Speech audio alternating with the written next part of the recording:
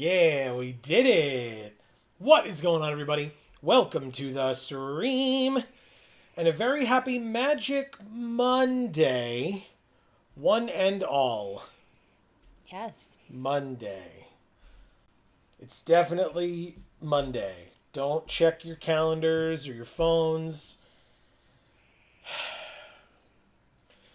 We didn't have internet yesterday. we just didn't have it. Verizon was just like, no, you don't have it. And also, not only do you not have it, but you won't have it for over 12 hours. You don't need it, right? You don't pay for it. So you don't need it. But anyway, all that being said, if you're still here and you're new, I guess, for those of you that may be new, whether you're watching live or on the VOD, what's going on, everybody? This is Joe. And Amy. We are Geek for All, and we are here as we are every Monday, except for days where we are literally forced to not be, to play some Magic the Gathering Arena here on Magic Monday, even though it is Tuesday, and I hope you're all doing very well.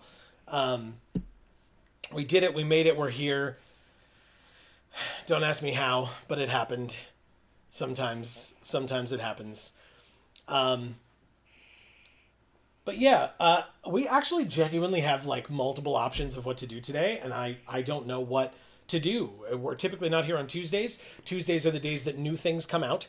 So new things have just come out. I had to run an update before we started the stream. But there's a planar cube draft now, which apparently is a thing. It says the planar cube is a high-powered, ever-shifting environment. Every week, the cube visits a new plane, and the majority of the cards rotate, though you can still play your deck across the planes. Week 1 is Zendikar, and it goes from now until July. The best plane. Thanks for asking. I Which you didn't, definitely did. but you're very welcome. It says it goes until July 28th. So, if my math is correct, if I'm looking at the tiny ass calendar over there, yeah. So it resets next Tuesday. So we could do this Monday. We don't have to do this today. Coming up next is Innistrad the week after, and Kamigawa the week after that, which I think is hilarious because that means that the week of Kamigawa is going to also be the week where The Hobbit premieres on this platform.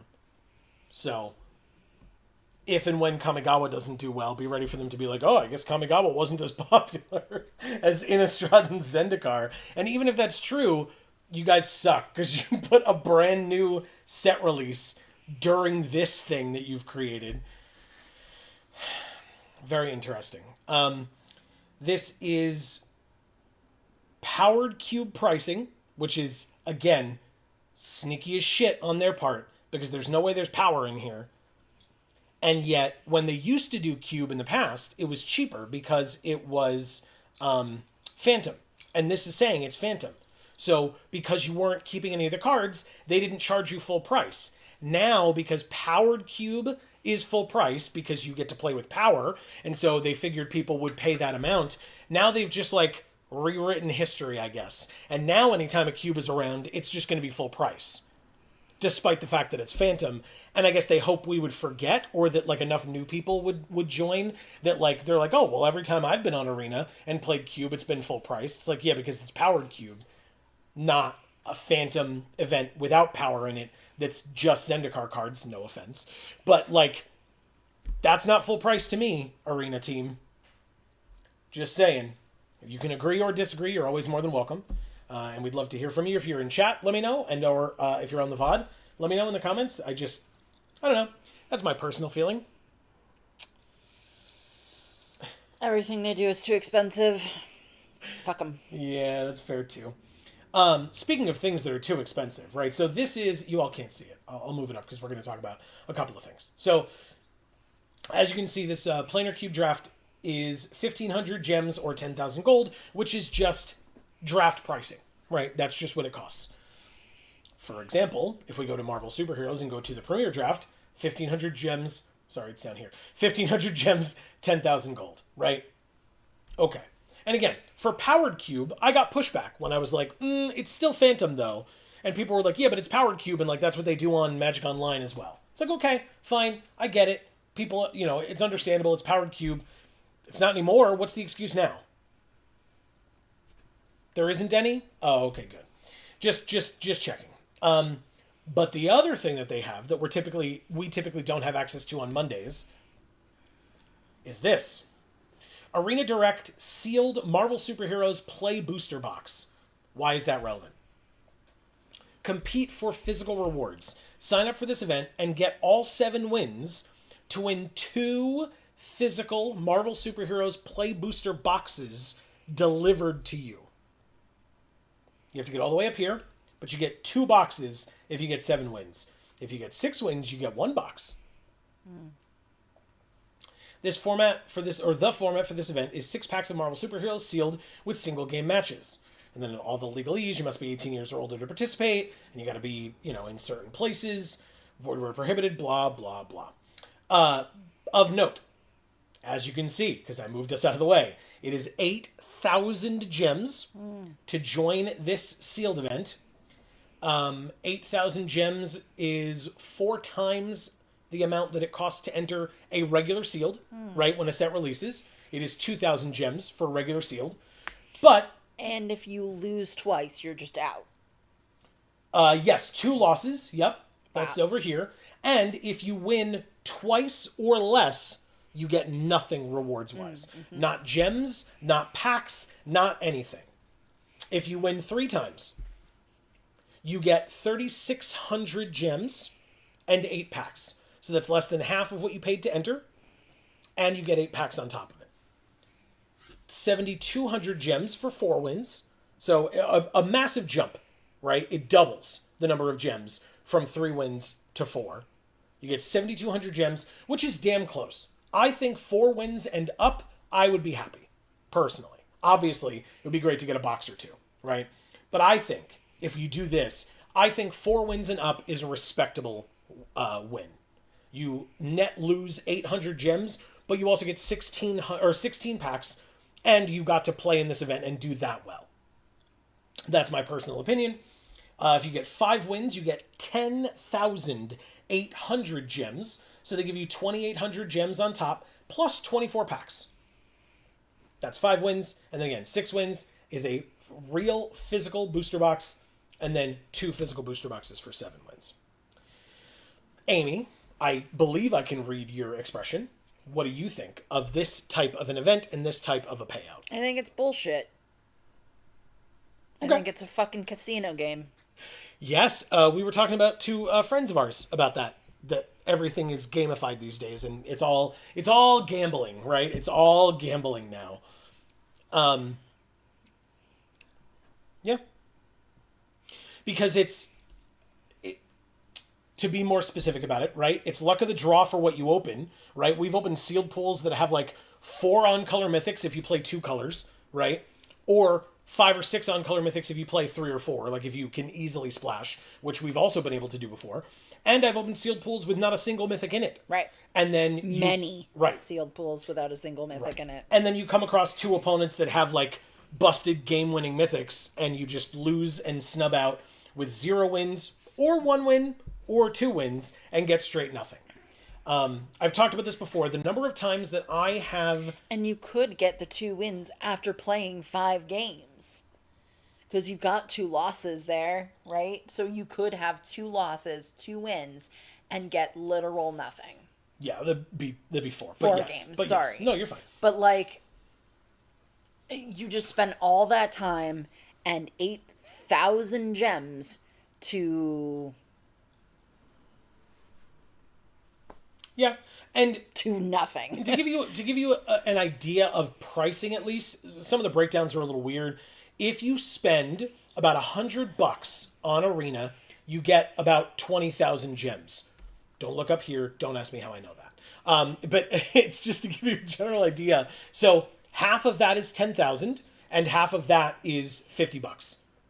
That's almost, it's 8,000 is pretty close to that. I could probably do the math out even a little bit further, and maybe you all already know. What is it, like $40 or something like that? So to enter this event, you're paying like $40 to try to win 1 or obviously 2 booster boxes.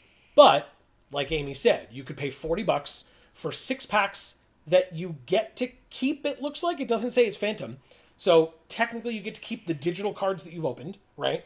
For people that care about that, that is maybe relevant. So you get to keep those 6 packs. You make a deck, and you can play up to 4 games where you otherwise get nothing else. Yep. So, as I mentioned, another thing that's available for us to do today, and or good old Premier Draft Marvel Superheroes. I do see a number of you great folks in chat. What I'm actually going to do is, Amy, if you need some as well, I'm going to go get myself some water. I would love to get you some if you need some as well. And I would love for you to be able to read what folks have to say. And I would love to ask you folks, as I walk away, if you would let us know of the 3 options. Do you want to see... Let's move us back down. Do you want to see Planar Cube Draft tonight? Marvel Superheroes Draft tonight? Or Arena Direct Sealed Marvel Superheroes Play Booster Box? With the understanding that even if you all say this... I'm going to double check with my co-host and my wife here. And if we still choose not to do that, please be aware that we're just not going to do that. Because financially, if it doesn't make sense, it doesn't make sense. But I still want to hear folks out on what they'd like to see tonight out of all these things. So, do you need some water? Yep. Okay. I'll be right back. All right. So here in chat we have Fizzy Star is here saying, "Yay, late stream." Big smile face. Is it later? Like a daily. Ah, okay. I was like, we're still here the same time as we always are, but it is a day later. You are right. And Fizzy says, "Yes, Monday, ... and nothing besides that," with the looky eyes emoji. Thanks, Fizzy. Marcus is also here saying, "Sup." Nice to see you, Marcus, as always. They're hoping that people with no self-control will dump a bunch of money trying to win. Yep, that is very clearly what they are hoping. I agree with you. Dragonbane is here saying, "Hoi!" And I have pulled my 4th Squirrel Girl. I have a full playset of my favorite hero. Hell yeah. Big smile face. Awesome. That is awesome. Good for you. Fizzy Star says, "It's been super stormy over here." We had some rain, but it wasn't stormy. Some rain. I drove home in a fair amount of rain today, and when I got to work, it was thundering and lightning. Oh, okay. Well, none of that happened here. I was gonna say work wasn't here, and yes, it was both of those were closer to my job than to home. You're totally right. So different town. Yes.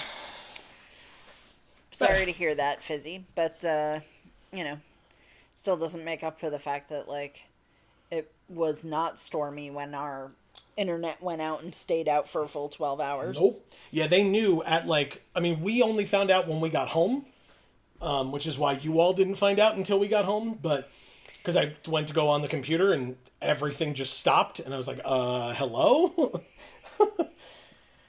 But yeah, they had put out the notice at 11 a.m. or something like that, and then it wasn't coming back until midnight, 1 a.m. or so. Yep. So stupid. Yeah, so 11:30 actually is when we got the notification that there was gonna be no internet. And 1:45 was the time that it came back, supposedly. We were asleep at the time, but supposedly that's when it came back. Inquiring Mind Screw is here saying Cube is their suggestion. Gotcha, as to what thank we you. Play. And welcome to everybody that I missed while I wasn't in the room, and at this moment to Inquiring Mind Screw as well, because I'm here for that. Dragonbean says, "I'm fine with whatever, but would prefer Marvel." Gotcha. Oh, okay, there's 2 Marvels, So but you're just saying whichever one? Well, no, they'll get there. But not the box one. That one seems like a waste of money. It is. Thank you for noticing.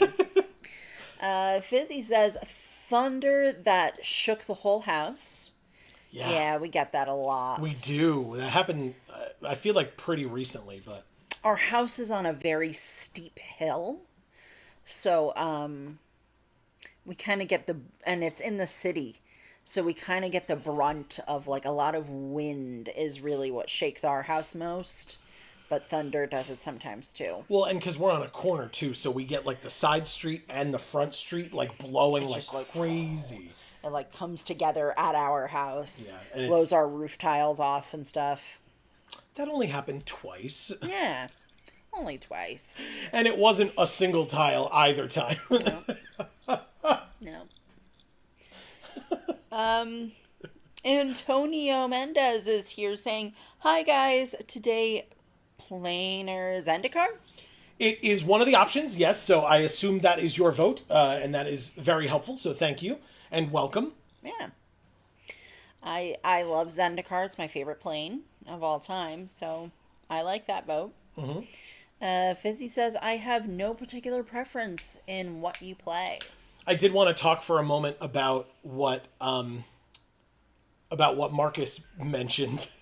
They're hoping that people with no self-control will dump a bunch of money trying to win. I kid you not. I don't know. Maybe you'll find this, not necessarily Marcus specifically, but anybody that's hearing this story. Maybe you'll find this endearing, or maybe you'll roll your eyes at me because I'm dumb. somebody said, I don't remember whether I was watching something or whether I was talking to somebody at Champion, our sponsor card store for a lot of our videos. Champion Card Collector, Poughkeepsie, New York. Shout outs to them. They're great. We love them. But somebody mentioned about the Arena Direct things, like events like this where you could win physical product. They were like, yeah, I played the first time and I only got 5 wins or whatever, but then I ran it back and then got, however many wins. And genuinely I was like, you could enter into that more than once. It just didn't cross my mind, because it's like a limited thing, right? Typically it's only out for like a weekend or whatever, or maybe I'm thinking of whatever the events are where, like, when you get 7 wins, you get entry into day 2. And then day 2, at the end of that, you have a chance to win prize, right? And so here, under the 7 wins reward, it would say like X number of gems, X number of packs, and a day 2 token.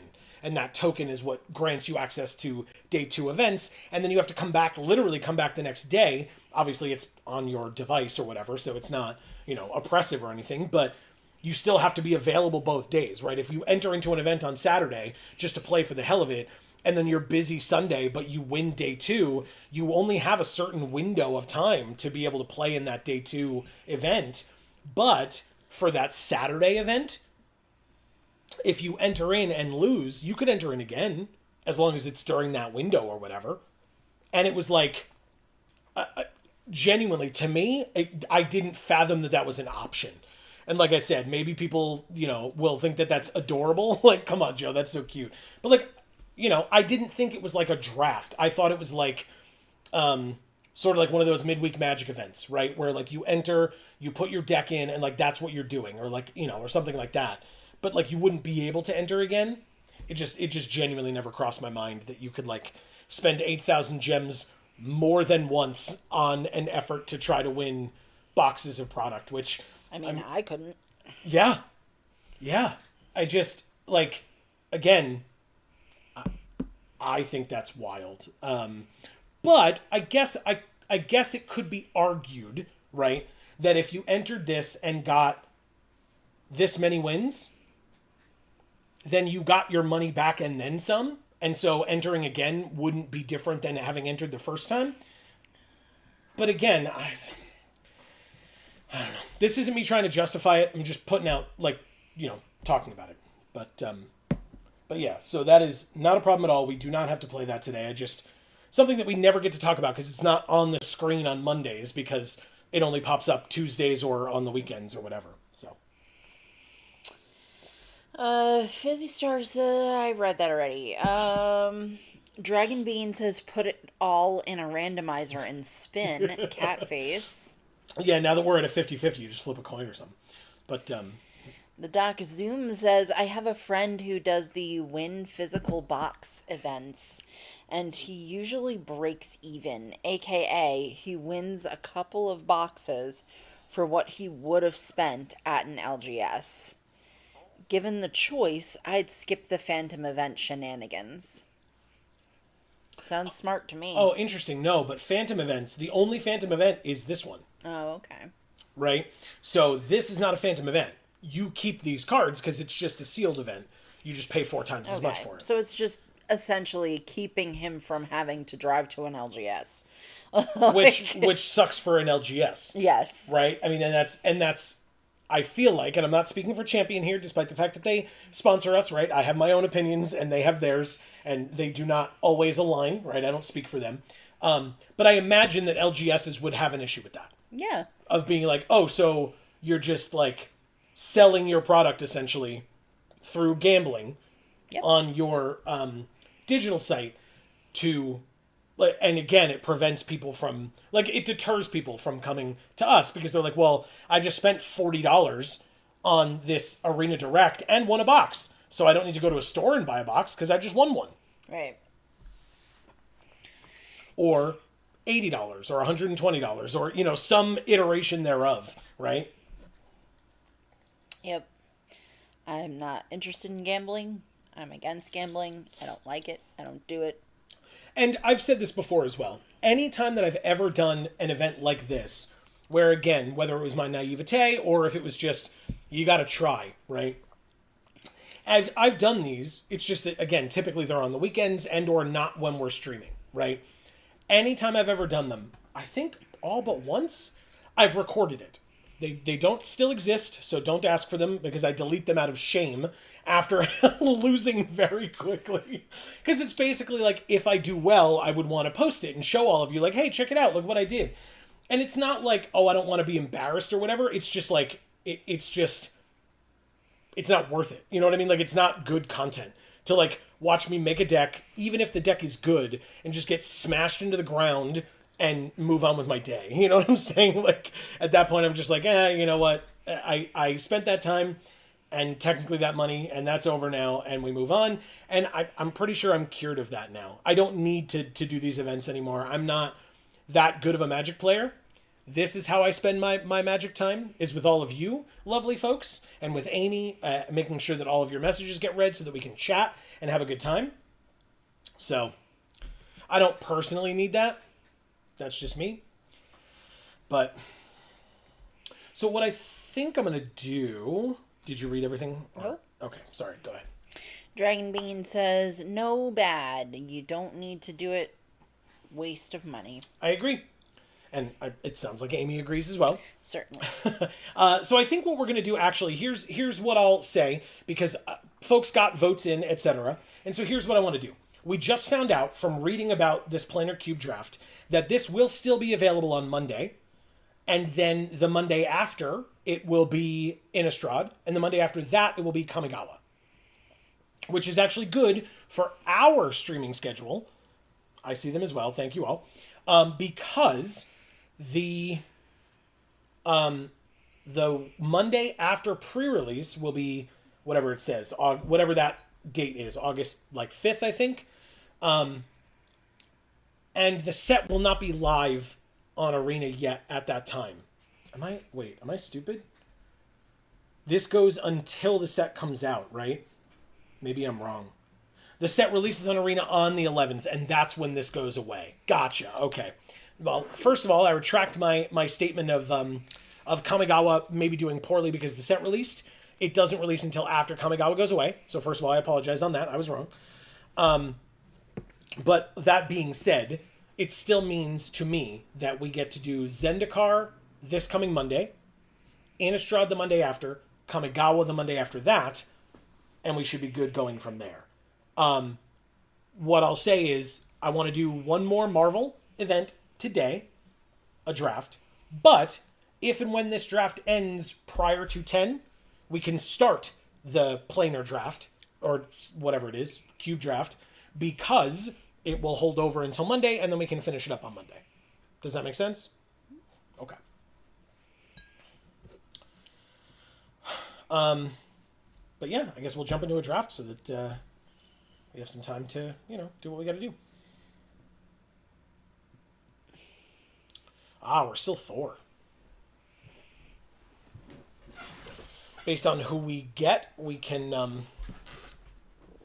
like what we get in our deck or whatever, we can decide if we want to change our avatars around, etc.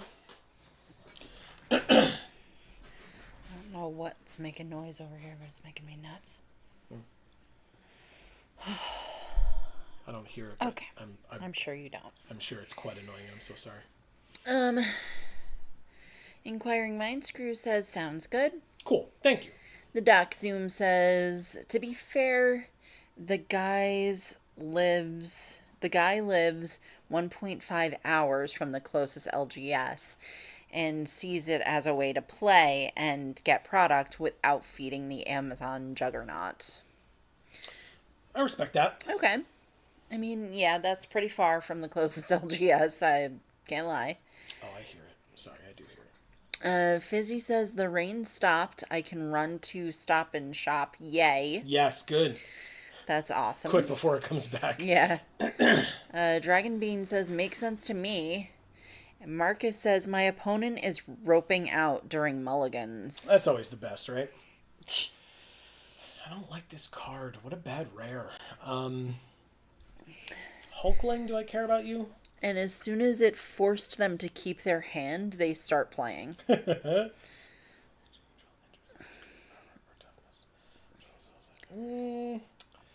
There's also U.S. Agent John Walker. I like either of these cards, to be honest with you. I like Super Intelligence too, I won't lie. It's just that because this is here and I don't want this, in case people want this, and then it, like, I want one of these two. I really do. Inquiring Minds Crew says, how do you guys feel about the new in-universe sets for next year? Do you remember them?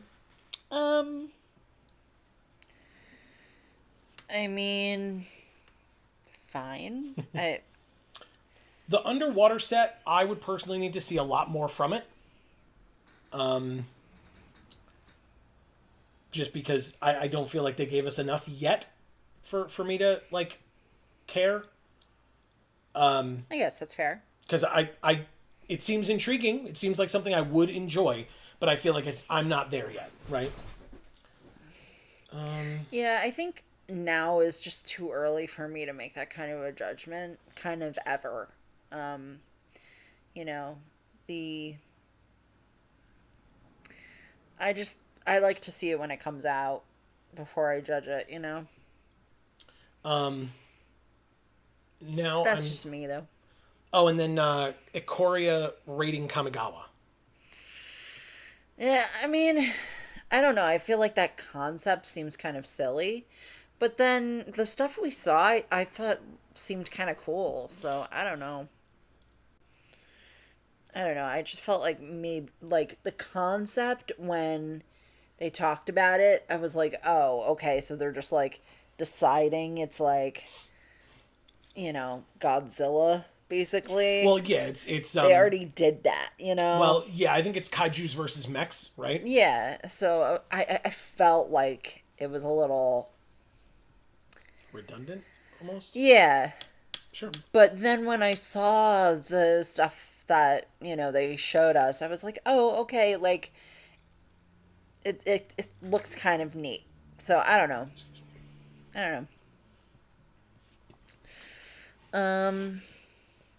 Fizzy says, I just need ice cream and coffee creamer. LOL.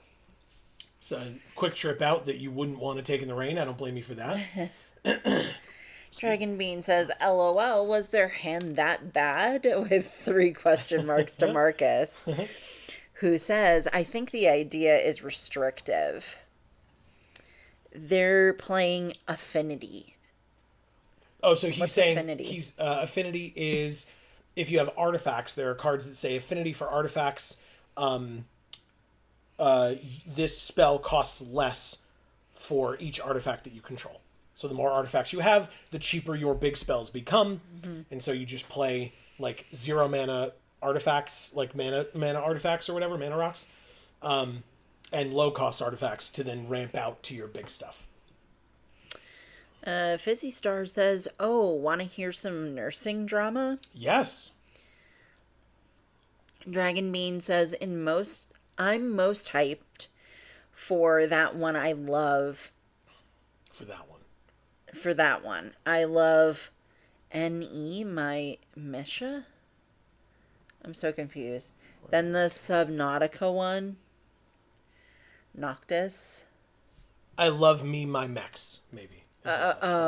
Okay. Got it. Ooh. Okay, I'll take this one. This is interesting. It's not perfect. Maybe I'm supposed to take Truck Toss here over Serpent Specialist.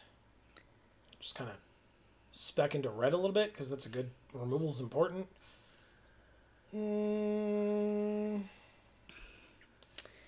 Fizzy says, so Andre had to send home a CNA because they came to work drunk.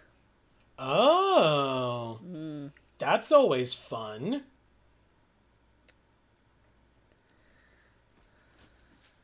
It's definitely what you want. Yeah. It's one of these two. One of my coworkers used to come to work drunk all the time. Yeah, but they weren't a nurse. No, they were not a nurse. No. If anything, the people that they would hurt would be maybe one of their fellow coworkers, but mostly themselves. Most likely themselves. No, yeah. Or whoever was in the parking lot. Yeah, if they were for driving. Right, yeah. I don't think he drove, though. I don't know. Yeah, I guess he did. Carpool or something. I guess he did drive. But yeah, they would have, like, our supervisor would, like, have one of us, like, double check his work all the time. Because he was always drunk at work, instead of just firing him and getting someone who isn't drunk to do the job. But, I mean, we got paid so little money that you'd have to be drunk to actually think that that was a reasonable amount of money. So I kind of get why they didn't do that, because then they would just never fill the position. I mean, do I want Daredevil?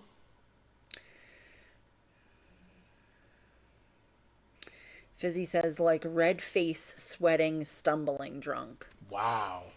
Yeah, I went to the doctor the other day, and my nurse was drunk as well, like, noticeably. To the point where, like, another nurse came in to, like, hurry her along because she was taking too long. And, like, she, like, couldn't use the blood pressure cuff. Yeah. Very sad. Yep. Whatever. He used to be my boss. He was like my interim boss. Gets high at work sometimes. Just like smokes weed in his office. And then like, hits his vape or whatever with weed in his office. And then like with his door closed or whatever. And then comes out of his office and reeks of weed. And I'm just like, do you think you're fooling anyone, dude? I don't understand. Like, what the fuck? Marcus says, now they're emoting good game. I be med. BM'd. So bad manners. Oh, okay. And cast more spells. Good for you.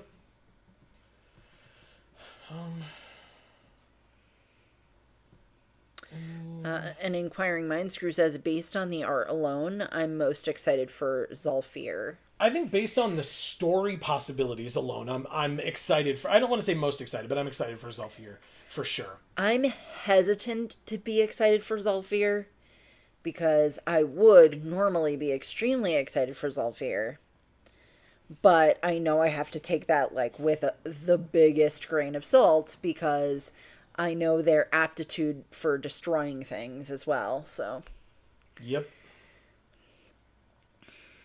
Marcus says, I smoke, but not in a professional setting. What the fuck? I know. And the dude is like the reason that he was my interim boss is because he was my boss's boss. Like, the guy's, like, high up there. And it's like, and no pun intended, I guess. But, like, it's Which I guess is why he feels like he can get away with that, but. Because he does. I mean, his boss works next door in the next office over from him. And there's no goddamn way that people don't know. Like, it's not.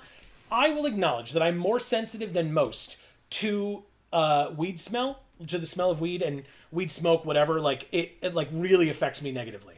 And so I'm very aware of it often. But there is no way that you don't smell that on that guy. Right. There's no goddamn way. And then I had a meeting with him where, again, I needed something because he was my supervisor. And the whole time he's doing the, the like half squint, like kind of rocking back and forth a little look. And I'm like, I'm so glad I'm in this meeting. Like, oh, wow. And I can't. He's like barely even fucking awake. Yep. And I can't tell the guy to his face that I think he's a piece of shit because, like, that's not okay. Then I'm a bad person. Okay.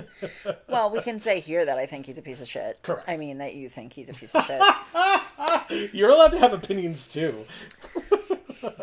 Anywho, Marcus says, I may be excited for Zolfir, hoping to see Teferi get his spark back. Hell yeah. Yeah, I mean, I think we're all looking to see that happen, but I mean, yeah, I mean, I guess Marcus, you have the most invested in that, I feel like, and I feel like I can't get my hopes too high for it. Look what we opened. But we haven't read a lot of the lore recently. So maybe it's been good and I just don't know it. You know? Maybe. I don't know. Have you guys been up on the lore? Without giving hefty spoilers, Please don't talk about it. Just answer my question. Yeah, just like, did you enjoy it, and is it good in your opinion? That's more what Amy's asking here. Dragon Bean says, I like mechs, so I'm hyped for Katagami. And I like boats, so I'm hyped for Noctis. No strong feelings on the other one. Okay. Fizzy Star says, oh, also we had some drama at my job too. A resident was kicked out for sexual harassment against a nurse. Ooh. Was it the one that sexually harassed you? Inquiring Mind Screw says, what do you mean? Like, they might mess up the story or destroy the lore? So, destroy the plane, right? Yeah. They're known to be like, oh, we're on this plane. What are we going to do with it? I don't know. Fuck it up somehow. Yeah. That's always a possibility. He also says, I'm currently reading the Strixhaven book, and I've liked what I've read so far. Oh, okay. Oh, so Strixhaven's a book? Yeah. The new Strixhaven or the old one? There was the new one. Oh. It got advertised as a book. I thought They're doing fucking books again. I thought we pre-ordered it, but I guess we never got it. So I guess that's on me for not paying Oh, enough great. attention. I don't know, man. Whatever. But I guess I didn't pre-order it. Is really what I'm getting at. okay. I imagine. Whatever. Dragon Bean says, I don't smoke. I just don't like mind-altering things I'm sorry. I don't smoke. I just don't like mind-altering things. My mind is my temple. Yeah. Fair enough. I don't smoke either. I'm straight edge, so. And like I prefer it if my coworkers aren't actively taking drugs and drinking on the job. Just personally. that's obviously so unreasonable of you. I know. It's not like legally required or anything.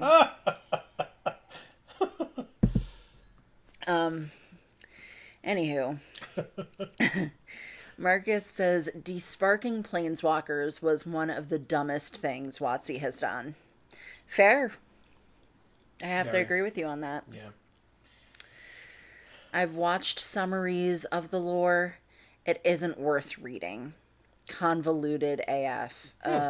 Okay.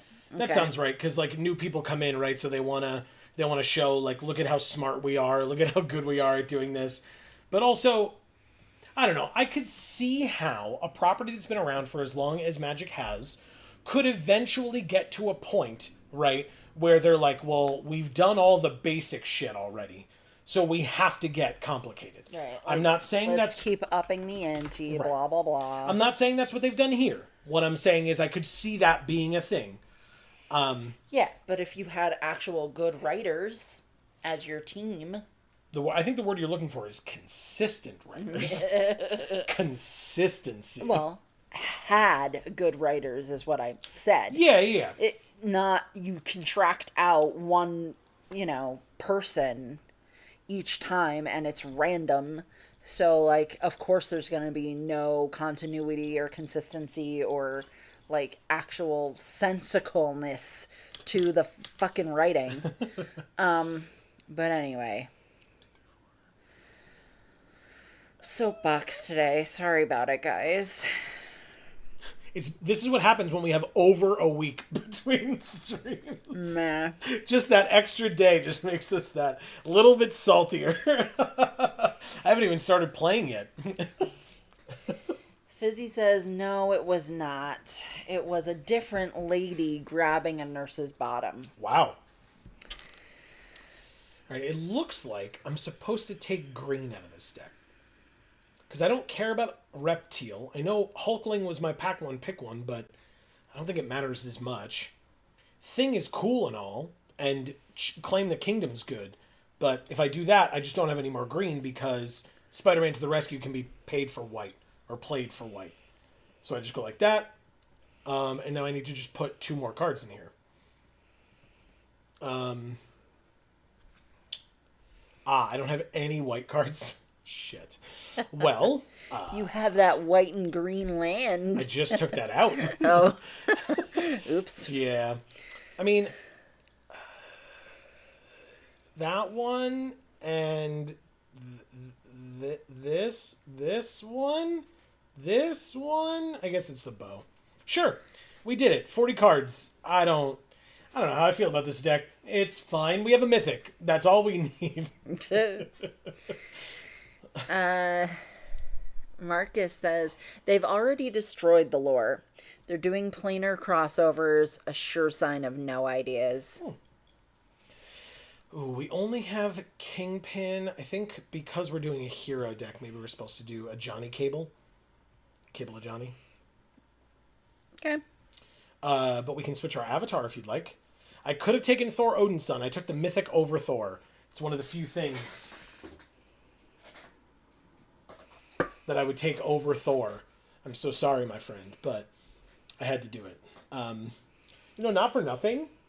Look, I actually... He cut himself with that. It's not real! It's... Really? Oh my god.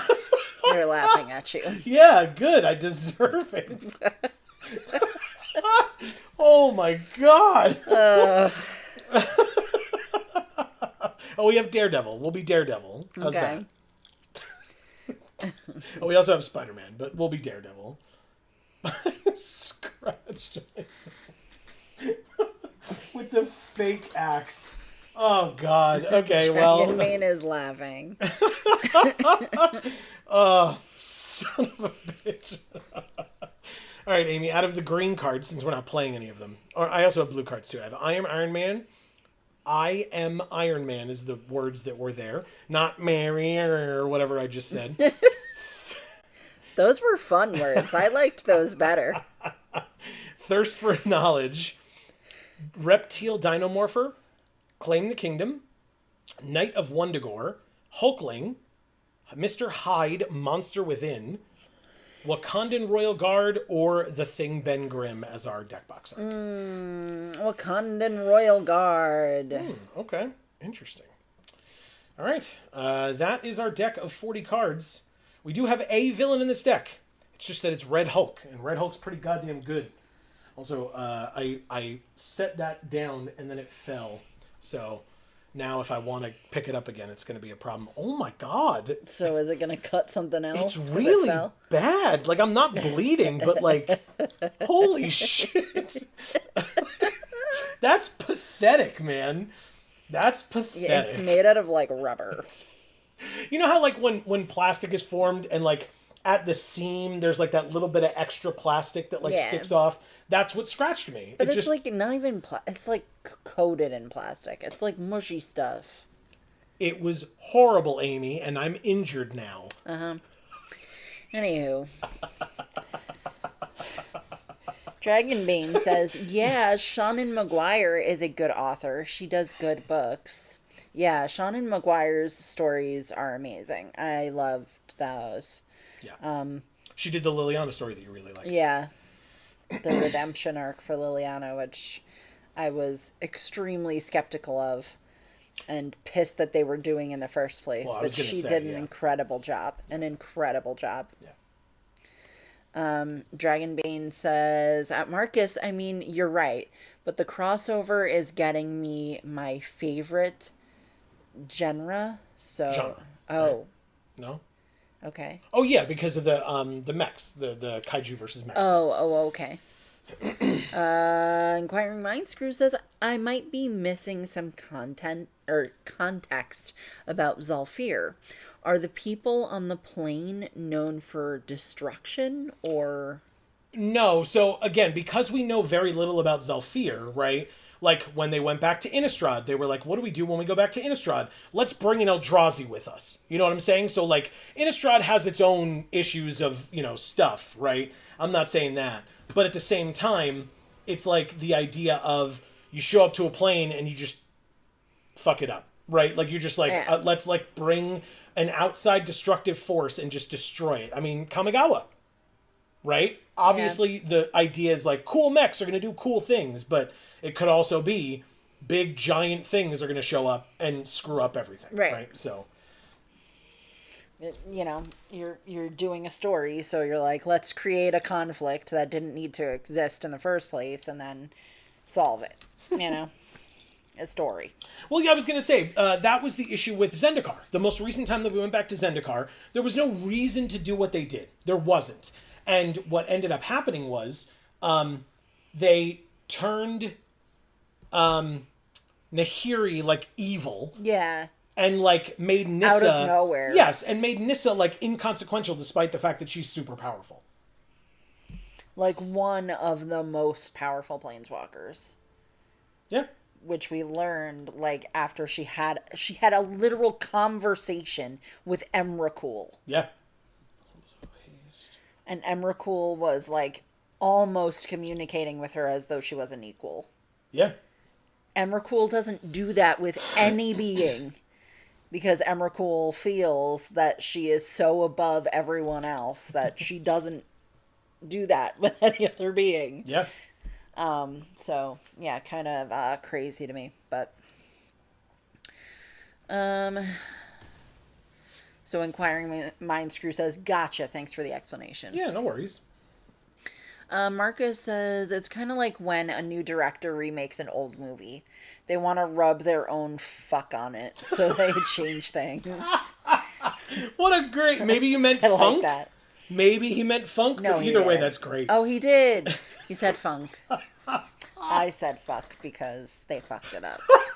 And because that's hilarious. Very good. But fine, funk. That's very funny. He says we can get that without a crossover. The multiverse is infinite. Exactly. Yeah. Exactly. Thor, why are you doing this to me, man? Fine, I'm gonna tap you. He says, speaking of dumb changes, the Doomsday trailer went up yesterday. Okay. What do we feel are dumb changes in the Doomsday trailer? I only saw it the one time, and it was this morning when I really should have been leaving for work, so let me know. Do I do this? Dragon Bean says, at Marcus, now I want to see a plan where mechs versus big monsters was always a thing. With a big eye, tiny mouth face. Fizzy says, Joe, I'm not nearby. I can't patch you up, man.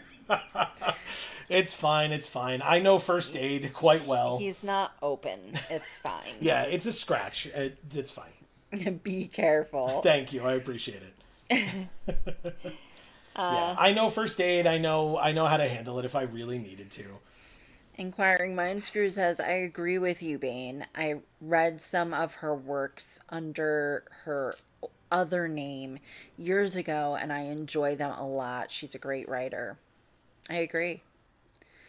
The Doc Zoom says, stopped caring about the lore after the huge build-up for the Phyrexian multiverse conquest, only for every plane to have the perfect Deus Ex Machina to counteract my beloved Phyrexians. Sure.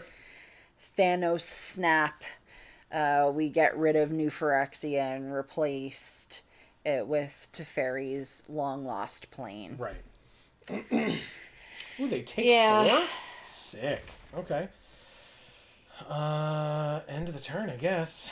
That is unfortunately definitely a way of looking at both of those. The Doc Zoom, I kind of have to agree with you, and it sucks. It sucks. Godalope is here saying, hey, 'tis just a flesh wound? LOL. It is. It is just a flesh wound. It looks a lot worse than it is. Thanks for being here, Godalope. We've been missing you. Yeah, great to see you. What do I do here? Do I just sack Speedball? Feels bad, man, but I think it's worth it to protect my life total a little bit. Buy Speedball. Especially because, like, Thor can get really out of hand here. Yeah, see? 7. So we would be dead. We would have been dead if we had just taken it all. So, good block. Good block.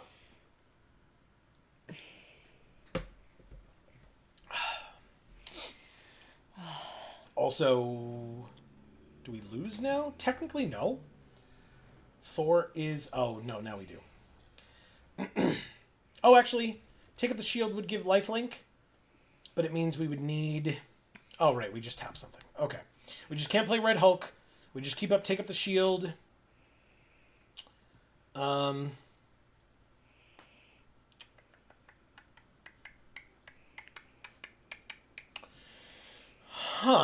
Well,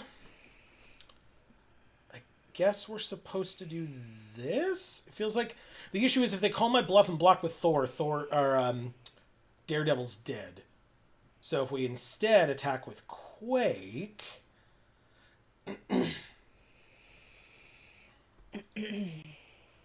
Haha, they just take it. Okay. So Marcus answers your question by saying, well, for one, Chris Evans is back as Steve Rogers. Correct. Okay, so you feel like that's a little retconny, that they were just like, oh. They were like, oh, our stuff's doing poorly now. What are we going to do? Oh, we're Plop dead. them back in. Are we dead? It depends on how they attack. So let's go ahead and tap Wonder Man, I guess. Auto pay. Now, if they attack with anybody beyond Thor, they don't win. Cool. Okay. Helpful. Pass to blockers. Block here. If they had just attacked with Thor, they would have won this game. But instead, we're going to gain some life, and so we hopefully live. And he looks like they've got that stupid, ugly toupee on him again. Damn it. Are we alive? We're alive! 2 is not 0. Now, how does this work? I knew we were drawing the land. I knew that. Top card is still not a hero. Or I don't know. Maybe it's just Chris Evans has hair plugs now. I don't know. Bad ones.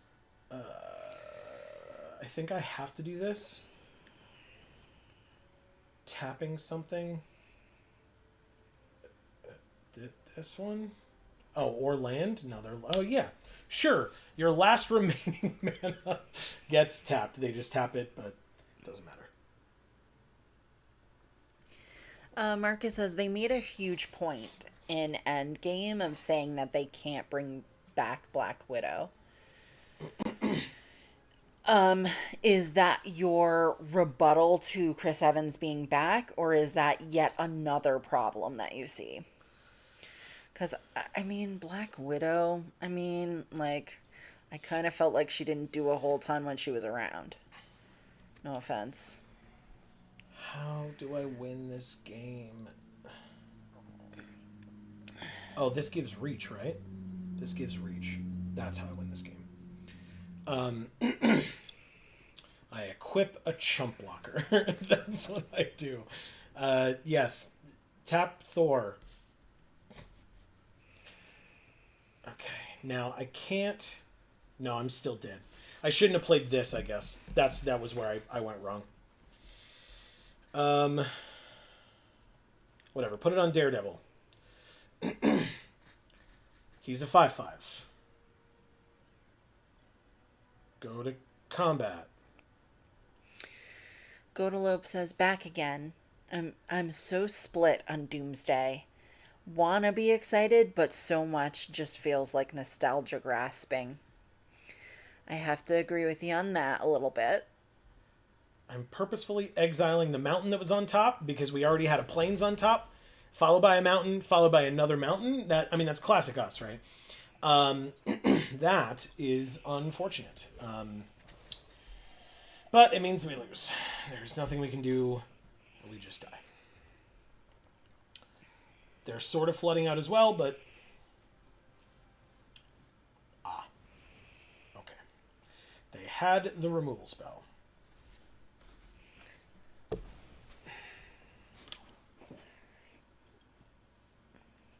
ironic that Murdoch's crusade took down Daredevil. He's gone now. Yeah. Past the blockers. Block. Marcus says, I don't think they needed to write him out of the story. At least without a heroic death. Thank you, Poncho's Army, Festive Fighter. Thank you. At least without a heroic death. They threw away fan favorite characters in favor of characters most people don't know or care about. I'm surprised this is your take, Marcus. I can't agree.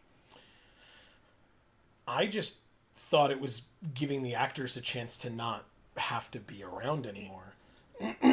And the fact that then when they removed those actors, it felt like their movies were doing worse is why they then started bringing them back. Hence, who's playing Doom, the fact that Cap is back, Thor is still around. Like, that was their kind of answer to that, it seemed. Yeah. Was like, oh, hey, this isn't great. We're sorry. Here. Take this. Well, so let's break this down a little bit. Yes, what you're saying, I do agree with that, but that's, in my mind, just because they didn't bring those new characters in well enough. They didn't do a good enough job of making the characters likable enough by the fans. If they did, then they could just keep going.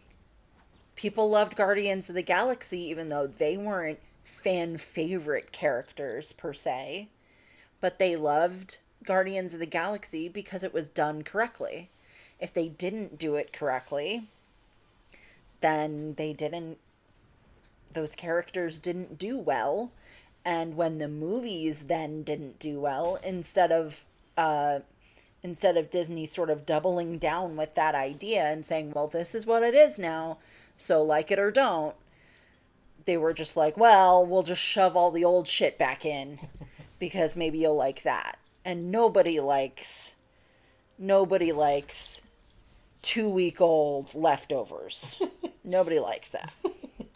Even if it was good day 1, even if it was good day 5, 2-week-old leftovers go in the trash.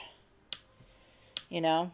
What does this give? +1/+1, so it'd be a 3. And this only gives +1/0. Shit. But I'm surprised that you say that about the heroic death thing, Marcus. I mean, I feel like the thing I would always want for the heroes that I care most about is for them to die of old age with the love of their life.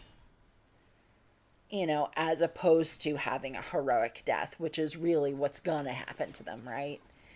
Is that, you know, they've chosen, I'll put that in quotes because maybe it wasn't necessarily fully their choice. Maybe it was, you know, a product of circumstance or whatever. But, you know, they've chosen to live this life that is particularly reckless, particularly dangerous, hurts them physically, hurts their loved ones very frequently, hurts their relationships to such an extent that I think it was a breath of fresh air to have one of them have the story, you know, finally get the love story with the resolution and the I'm old now and I'm just gonna die. Instead of I'm dying because, you know, Thanos snapped or somebody pulled a stone out of my head or, you know, I'm fighting aliens or whatever the fuck, you know? So I'm a little surprised that that's the way you feel, Marcus. So, okay. Yeah, we're allowed to have different opinions, but I'm a little surprised about that. Red Guardian, pff, I love David Harbour, but the Thunderbolts aren't the Avengers. Yeah, I mean, they're definitely not. Yeah, they're the new Avengers. Exactly. Sorry. But I actually really loved the Thunderbolts movie. It was very good. I I'll give really you that. loved It it. was a very good movie. You know, but maybe that's because I can personally identify with those characters a lot better than I can with the Avengers. As someone with complex PTSD, as someone who is not, you know, has not in the past been considered, not the black sheep of my family or whatever social situation I happen to be a part of in that moment. I am frequently thought of as being like the asshole in the room. And so, to me, the Thunderbolts just make a hell of a lot more sense as people.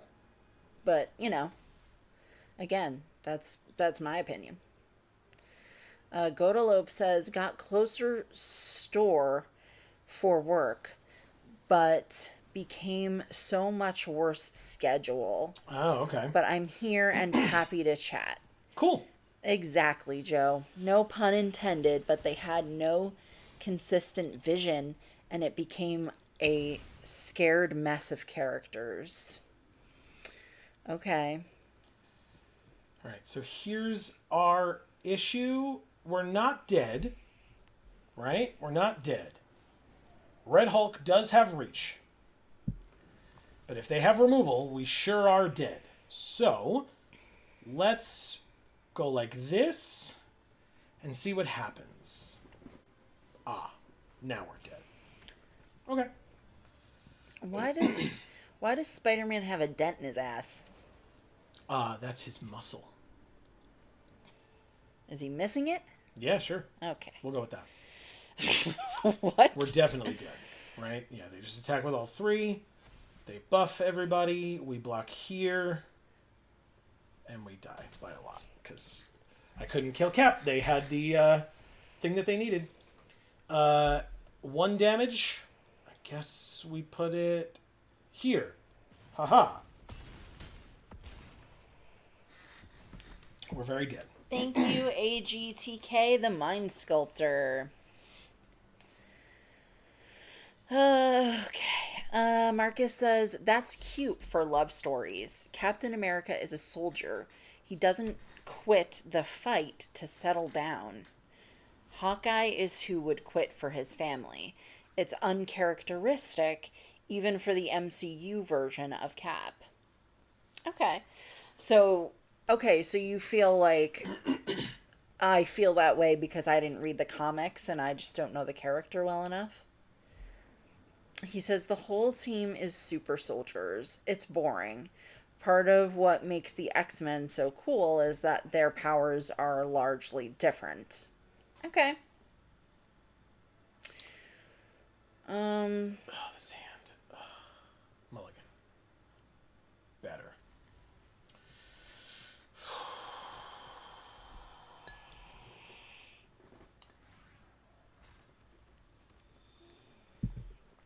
I mean, I'm not comparing the Thunderbolts to X-Men. I mean, that's no contest. Like, but and the Avengers are a lot more varied than the Thunderbolts. I will give you that.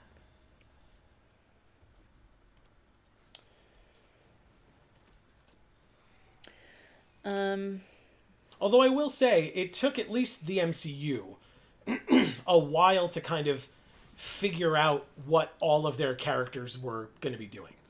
The first Avengers movie, which I very much enjoyed. I enjoy all Marvel properties, like I just do. There are certain aspects of things that I may not enjoy in one respect or another, but I enjoyed most, if not all, of the Marvel movies. I would watch any of them again, even the one that you hated the most. And I don't mean anybody in particular. I mean, if you can think of a Marvel movie that you hated the most, I would happily watch that movie again tomorrow, right? Yeah. In fact, if you ask Amy, I've been watching a lot of rewatching a lot of Marvel movies again. But in the first Avengers movie, Cap, Hawkeye, and Black Widow had nothing to do. Okay. Because they were facing a flying alien threat, and it was mostly taken care of by Thor, Iron Man, and Hulk. And they were there helping people on the ground, which is important, but they did that a lot better in Age of Ultron.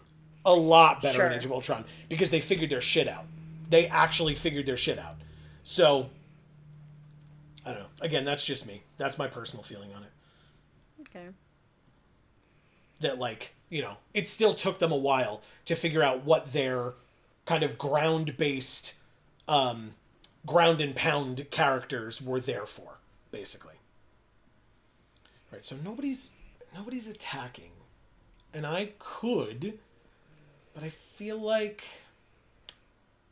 Godalope says Avengers with a Z, LOL. I loved that movie. Yeah. I loved Shang-Chi, and Kamala Khan has potential. Loki show rocked. I agree with you on that. Absolutely incredible show. Agreed. But it was a universe of unconnected, unpaid end credit scenes. And nothing felt coherent like the roads to Avenger movies. Okay. Okay. I think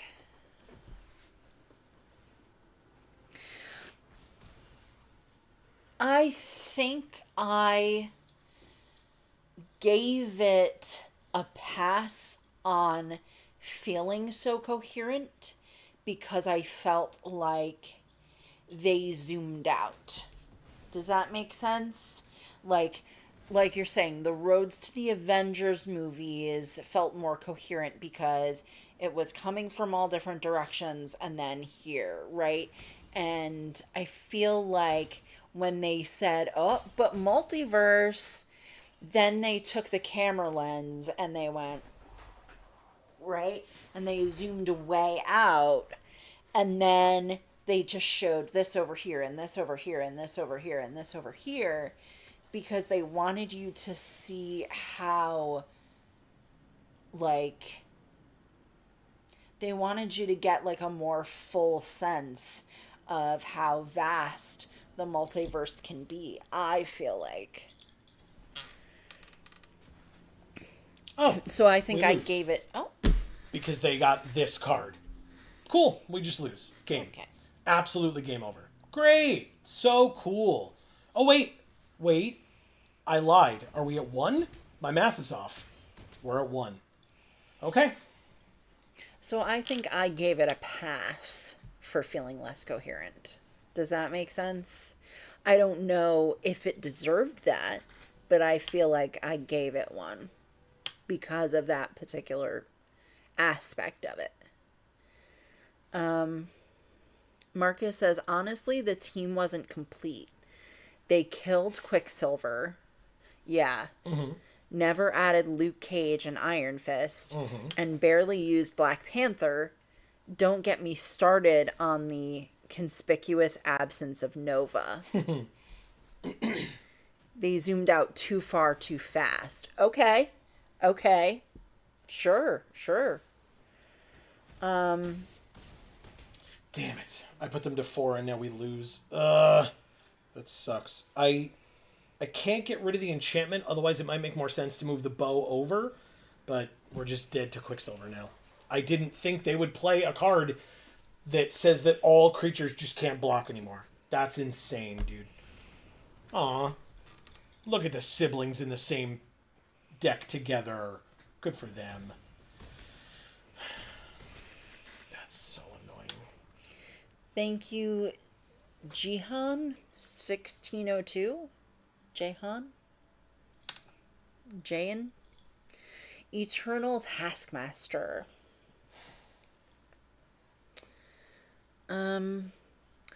Dragon Bean says, did he accidentally tap his defender? He did, yeah, because it adds mana as well. So it was before blocks. He clicked it, tapped it, it added the mana, but because it tapped and he had the bow on it, it dealt 1 damage to us, so it was not something that he could have taken back at that point. and so said, oops, but it obviously didn't matter. We just went 0-3, so cool. So glad that we get to go to this cube draft that much faster. That was not my goal, and yet here we are. Okay, let's check out what this planar cube draft for Zendikar is all about, shall we? Okay. The Doc Zoom says Hawkeye was shooting folks and acting as a spotter for Iron Man. Cap was fighting the ground war, and Widow was dealing with shutting down the portal. Yeah, it just, again, like, I don't know. I felt like they didn't do enough in that movie, and like I said, they fixed it relatively quickly, it felt like, but... Oh, Jesus Christ. Alright, well, there's just Force of Will. There's Mardu Thunderkite, which is all 3 Mardu colors, which is definitely a Zendikarian card. Yeah. For a 2/4 flying mobilize 1, when it enters, creatures you control perpetually gain Menace, Lifelink, or Haste. Okay. Wow. I mean, they have Zell, so obviously they don't care how Zendikarian it is. It's true. But yeah, let me grab Force of Will. The Doc Zoom says, to be fair, I watched the first Avengers movie 12 times that summer. Yeah, that sounds like us with Infinity War. Marcus says the space/multiverse stuff happened before they filled out the world. They may have wanted a more full sense, but there was nothing to fill that vastness with. Okay, yeah. Yeah, that's a good point. I don't give passes to adaptations with large amounts of source material. The writing shouldn't be a problem because they have decades of stories to recreate and a roadmap to coherence. Okay. Yeah, their roles were captured pretty well for the threat they faced. Okay. Okay. All good points, guys. All good points. Yeah. Like, It's the grab. yeah, I know. I feel like I'm supposed to, like, take something better, Yeah. like Chandra or Elspeth So here, do that. but fine. I know it's pick 2, so you don't want to pick your 2 colors yet, but No, I mean, whatever. picking Ruin Crab is a throwaway. Okay, so no coherence at all in the 2 colors that we've chosen, because now the mythics that we have are green, red, and black, which are the other 3 colors that we didn't already choose. We'll figure out the colors after. Look at this guy. Yeah, he's great. His neck looks...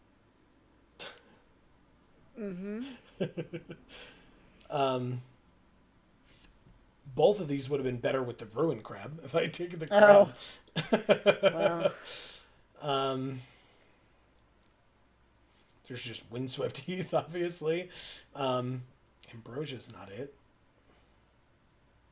Cruxa? It's 2 colors that we're not in as opposed to 1, but they're both double. Oh, God. I genuinely have no idea. I don't know what the hell this is. What's going on here, man? Sure, I'll take Multani. Okay. That's better. Baneslayer or Virtue of Loyalty with Elspeth. Feels nice. There's obviously Voice of Resurgence with Elspeth and Multani.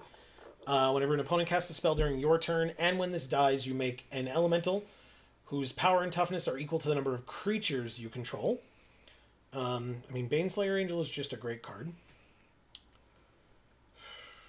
Godalope says, I loved Age of Ultron. Oh, okay, cool. I feel like Age of Ultron, like, doesn't get as much love as a lot of the other movies, so it's cool to hear somebody, give it some love now. I think those movies that are maybe less loved than the other ones that really stand out to people as being like the classics, are the bridges between that, make it make sense and make it so people can care about them. Marcus says the space bits should include the Shi'ar Empire No mention of them. Well, they couldn't. Shi'ar Empire's locked with X-Men. So X-Men only just came back, right? So, I mean, maybe now, but at the time when they were first going into space, they wouldn't have been able to do that. Shi'ar Empire is locked with Xavier, etc. That's as far as I know. That's when they were first introduced in the comics. That's, I assume, was then part of what they sold to Fox at that time, the rights or whatever. But He says also recast T'Challa. Oh. oh, interesting. Okay, I will say I just rewatched Wakanda Forever, and they said at the time, right, when the recast T'Challa movement was going on, they said, they were like, the movie's already been made, watch it, see what you think. And I don't know, I mean, they've done time nonsense before. I don't know how they're going to handle it now. I really don't. But the fact that what happened in that movie at the end, I think is kind of cute. I think they just felt like it was too soon. You know, they felt like it would have been too disrespectful to just so quickly replace him. I assume that was their rationale, for sure. Yeah. For sure. Yeah. Oh, I'll let you keep reading because we gotta. Because I wouldn't have said that. But now that it's later, enough time has passed, Sure. I feel like people would feel okay with it. I just feel like people wouldn't have felt okay with it if they had done it right away. Does that make sense? I think so. This mythic is still here, this Mardu mythic. Oh, wow. I'm not taking it. And in fact, I shouldn't take this either. I think I'm just going to take this land in case we want to play Force of Will, but I moved it to the sideboard for a reason. But there's literally nothing else here for us, so I'll just take a Darkheart Wastes and move on. Okay. A Ruined Crab is still here. God damn it. Sorry. Yeah, whatever. Me too. Dragon Bean says, I need to wander early today. Good luck in the Zendi draft and have a good night. Thank you very much. You too. Thanks, Dragon Bean. We'll see you next time. That's what I was just going to say. Have a good night. Thank you for hanging out. Appreciate it. So Marcus says, I say that as someone who cried like a baby when Chadwick Boseman died. It was, at least to me, such a surprise. Yeah. Out of nowhere. I mean, obviously the guy was so young, and I understand why it was this way, but the guy was so young, and it felt like it came out of nowhere. There was no warning, and it's because, God forbid, the guy and his family want some privacy in their lives, but just because he was so young and he was depicted as he was playing such a strong fit character, there was little to no indication that he was dealing with what he was dealing with, and that really sucks that it happened to him in that way. It just, I feel awful. But. Yeah, I mean,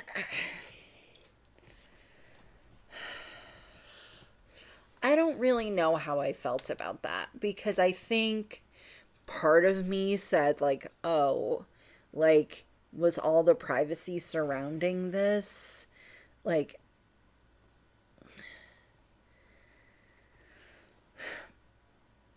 a positive thing for him and his family, because because they wanted to have that privacy, and for medical things they should be allowed to have that privacy?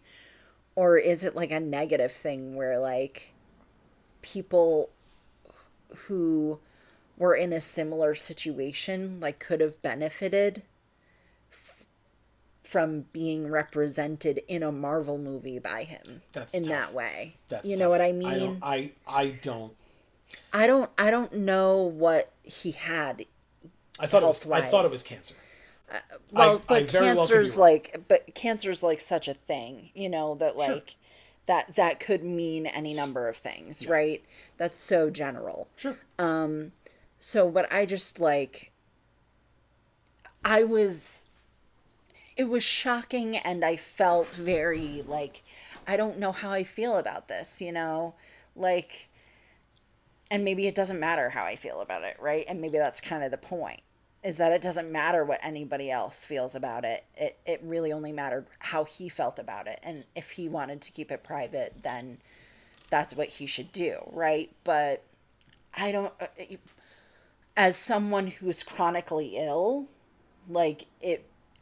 I feel like it would have been a cool thing to see someone in a Marvel movie who's chronically ill. I don't know that I can agree with you on that one. I'm so sorry. But I'm not chronically ill, but the thing that I think of in that regard is that, like, he didn't ask for it, and so anytime that he's out of the house, if he's not looking his best because he's sick, now it's going to be, oh, well, in the is tabloids the and cancer everything. back, and what's Right. happening with it now? And so like I said, for that reason, I can't necessarily agree with you. Yeah. That's just how I feel. Let's see if we can Swords to Plowshares twice.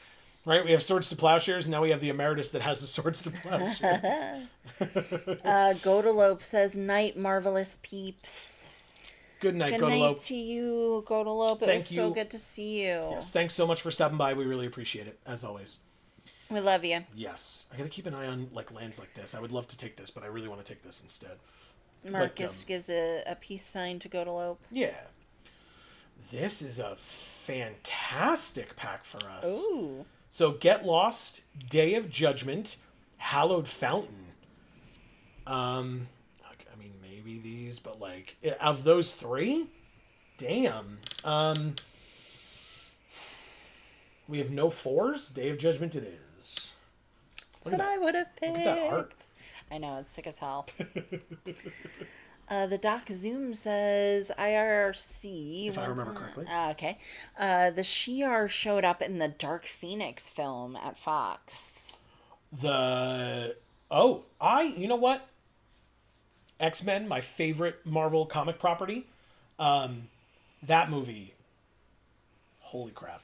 That was genuinely one of the movies that I, like, actually really, really, really didn't like. Yeah, and very Really few didn't people like. saw that movie, I Yes, feel like. but I guess my point in saying that is I genuinely don't remember well enough. I think I saw it twice. And I'm upset that I saw it the second time. One of the few. I actually liked that movie, but I liked that movie because Dark Phoenix is one of my favorite characters, and they did a movie with Dark Phoenix. But you liked the Famke Janssen one, or you liked the Sophie Turner one? It doesn't matter to me. Well, because Dark Phoenix was in 2 movies. Okay. She was Dark Phoenix Famke Janssen, or she was you're saying you like both? Yeah. Oh, okay. All right, my bad. So, to me, like, but I wasn't discerning about it, right? So I wasn't like, well, this movie sucks because of A, B, C, D, E, F, Sure, G, yeah. like everybody else was. Or they just didn't watch it because they were like, I genuinely don't care, which I can't blame them for. He's my favorite. Yes, he's very cute. He's so cute. Sorry, just look at how tiny he is. I know. I love him. I think that was my favorite art from that set. Cards incredibly adorable. Yes. Whoa. Oh. I mean, I guess I'm taking this. But, like, that's a hell of a thing. Yeah, love that. Salicinder and Soot, Rascals, Elementals. Yeah, they're playing. Tickle 'em. So you either get to take Rite of Flame or take Inventory. Oh. Oh, look, the Mind Stone. I know that card. It's just Mind Stone. It's not the Mind Stone. How many elementals do we have? Just out of curiosity. 4? Excuse me? But.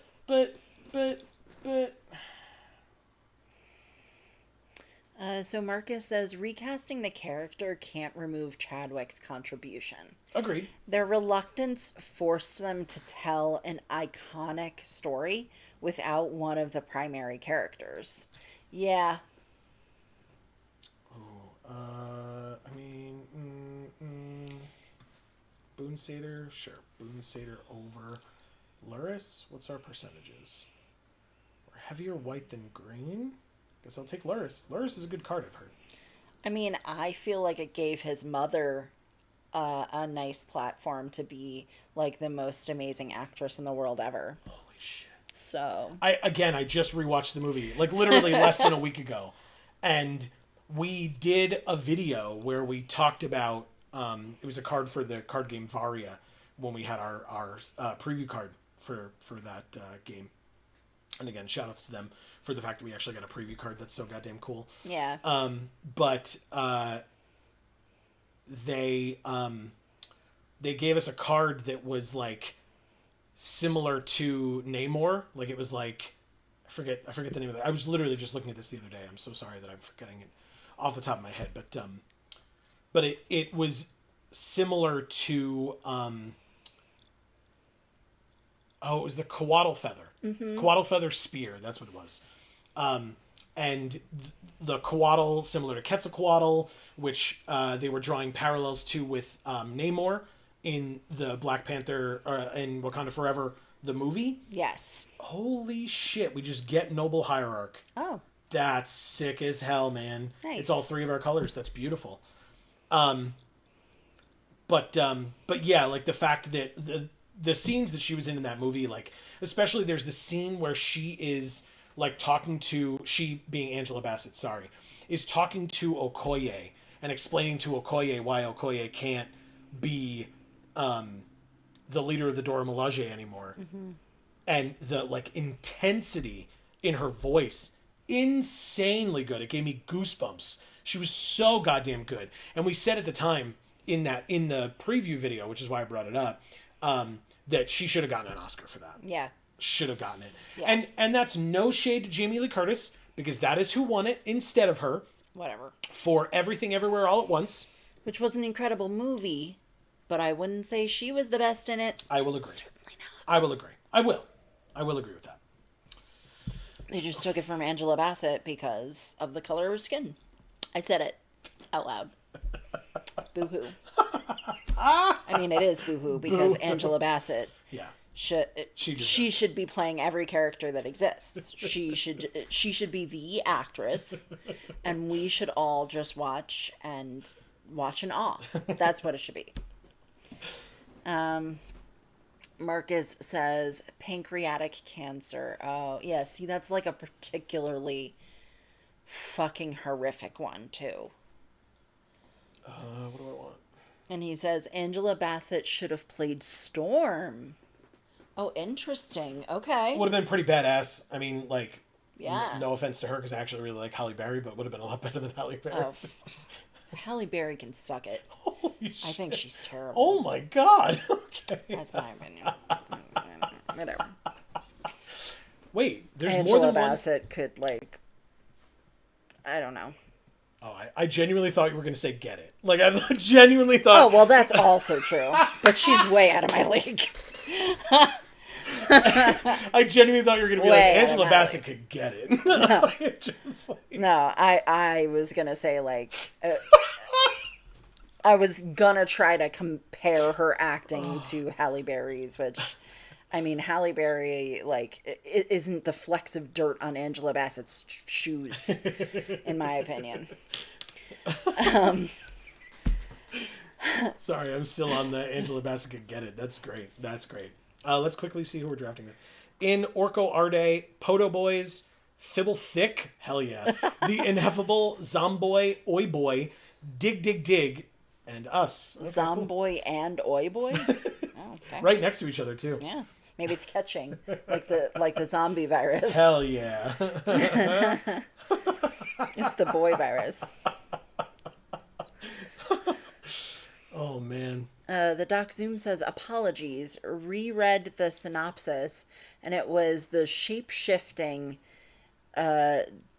Dabari in X-Men Dark Phoenix. I was going to say, I feel like I didn't remember, but again, because I didn't remember either. Because I didn't like that movie, I wouldn't have been surprised if it was, and I just had forgotten.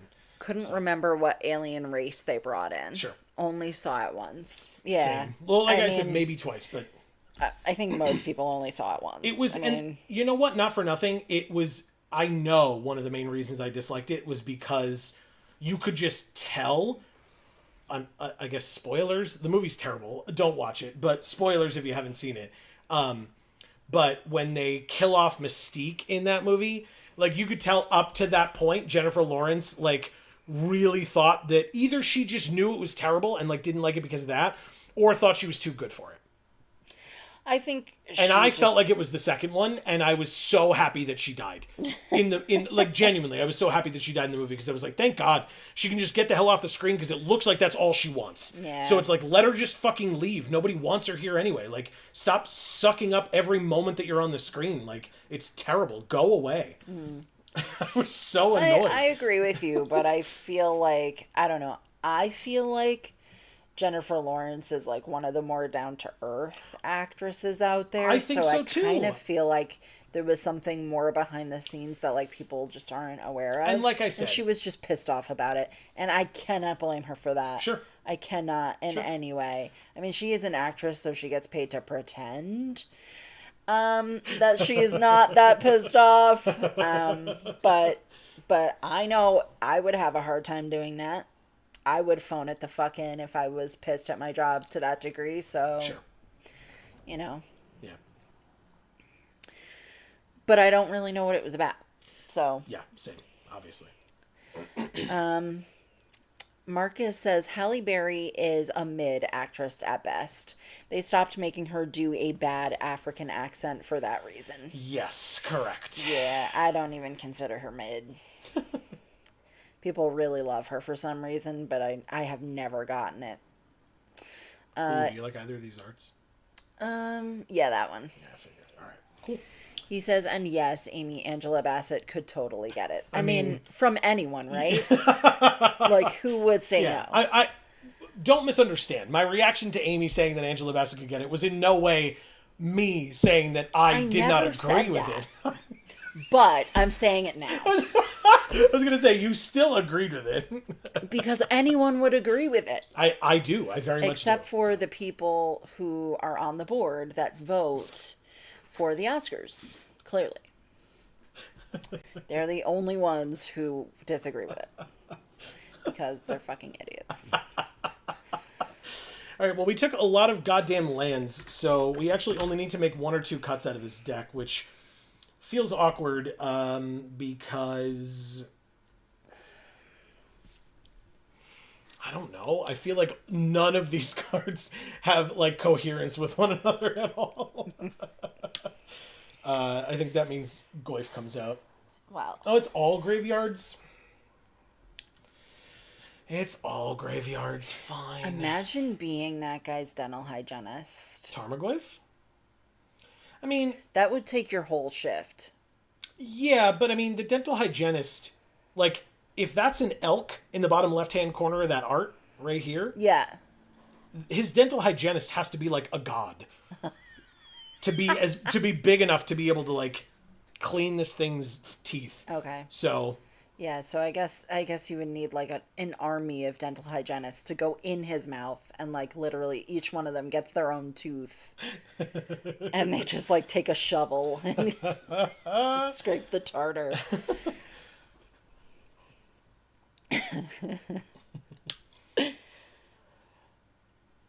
I genuinely don't. I don't know what this deck is doing. I don't know what half these cards do. Alright, I'm gonna get us water. Oh, thank you. That'd be very appreciated. Look at him. He's so cute. He is very cute, I know. I love him. But it's 6 mana if I want this little adorable guy. Ugh, so upsetting.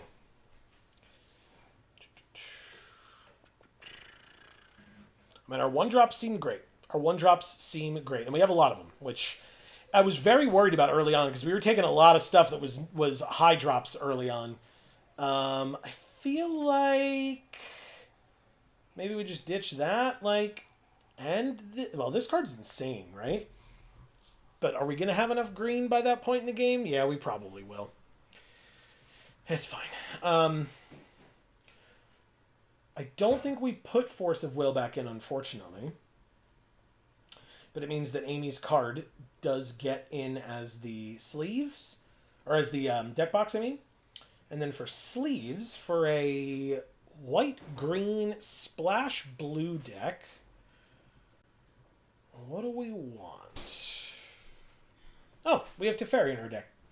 Silly me, it's Teferi. And in fact, if that's what we're doing, if we're playing Zendikarian Cube, Are we Nissa? That's Vivian. Where's Nissa? There she is. Do we have Nahiri?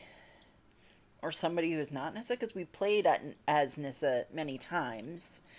So I just wonder if we have someone else who's like been on Zendikar a bunch or is from Zendikar or something. I mean... Yeah, baby! What? She is from Zendikar, sort of. She's not from Zendikar. The first time we saw her was on Zendikar. Yeah. Is that what we're doing? And she's perfect, so... Okie dokie. And Jace Puppet. Jace was on Zendikar. And he is a puppet.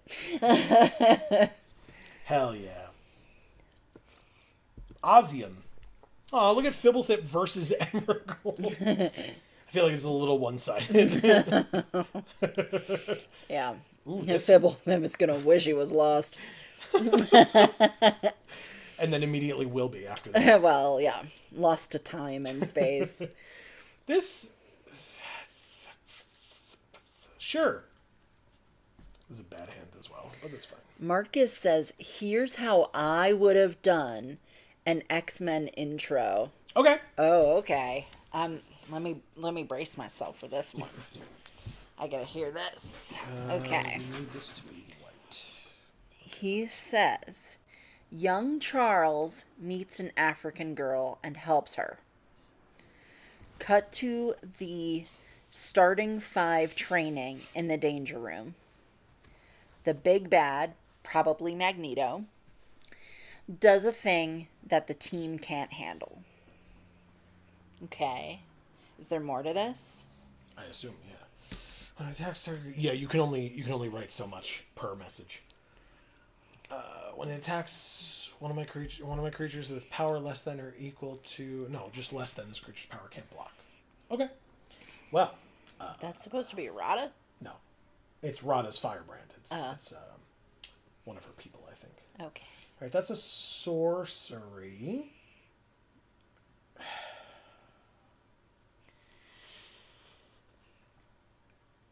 I guess I just drop Kytheon and move on.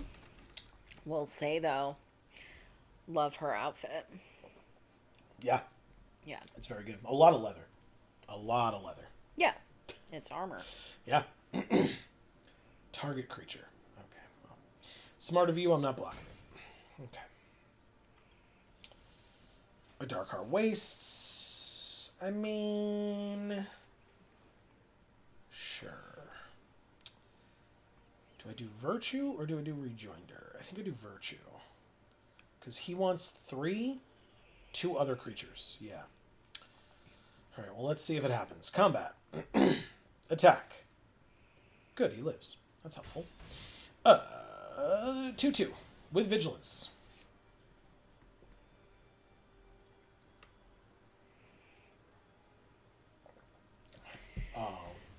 Oh, they countered it. Okay. That is actually... It's fine. Like, we don't get this, but we're not really near it yet. And, like, this on... this on turn 4, this on turn 5, this on turn 6. We just need another land in the next 2 turns. Magmatic Hellkite. Destroy a non-basic land. Okay, well, never mind. Oh, I get to go get a land. Well, thanks, opponent. Submit. Marcus says they're forced to expand the team, and Charles calls in an old friend, Storm. She's closer to his age and older than the existing team.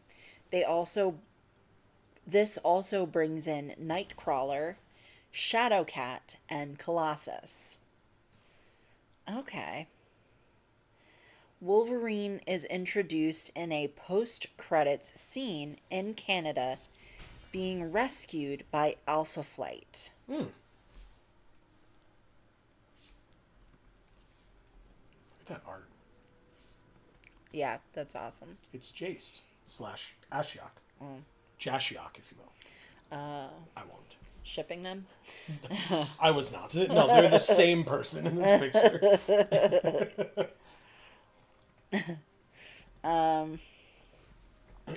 I feel like that feels a little Rick Grimes. What does?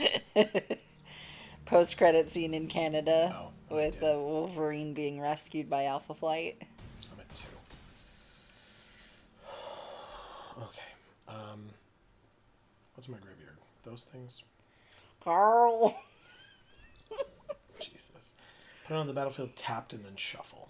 I can't even do it because he says Coral. Coral! It's not even Carl. He says Coral. He does.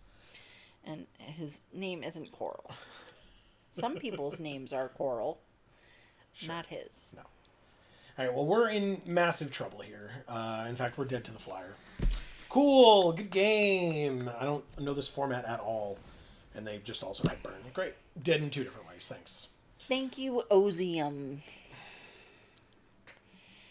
Marcus says Rogue, Gambit, and Morph are introduced in the sequel.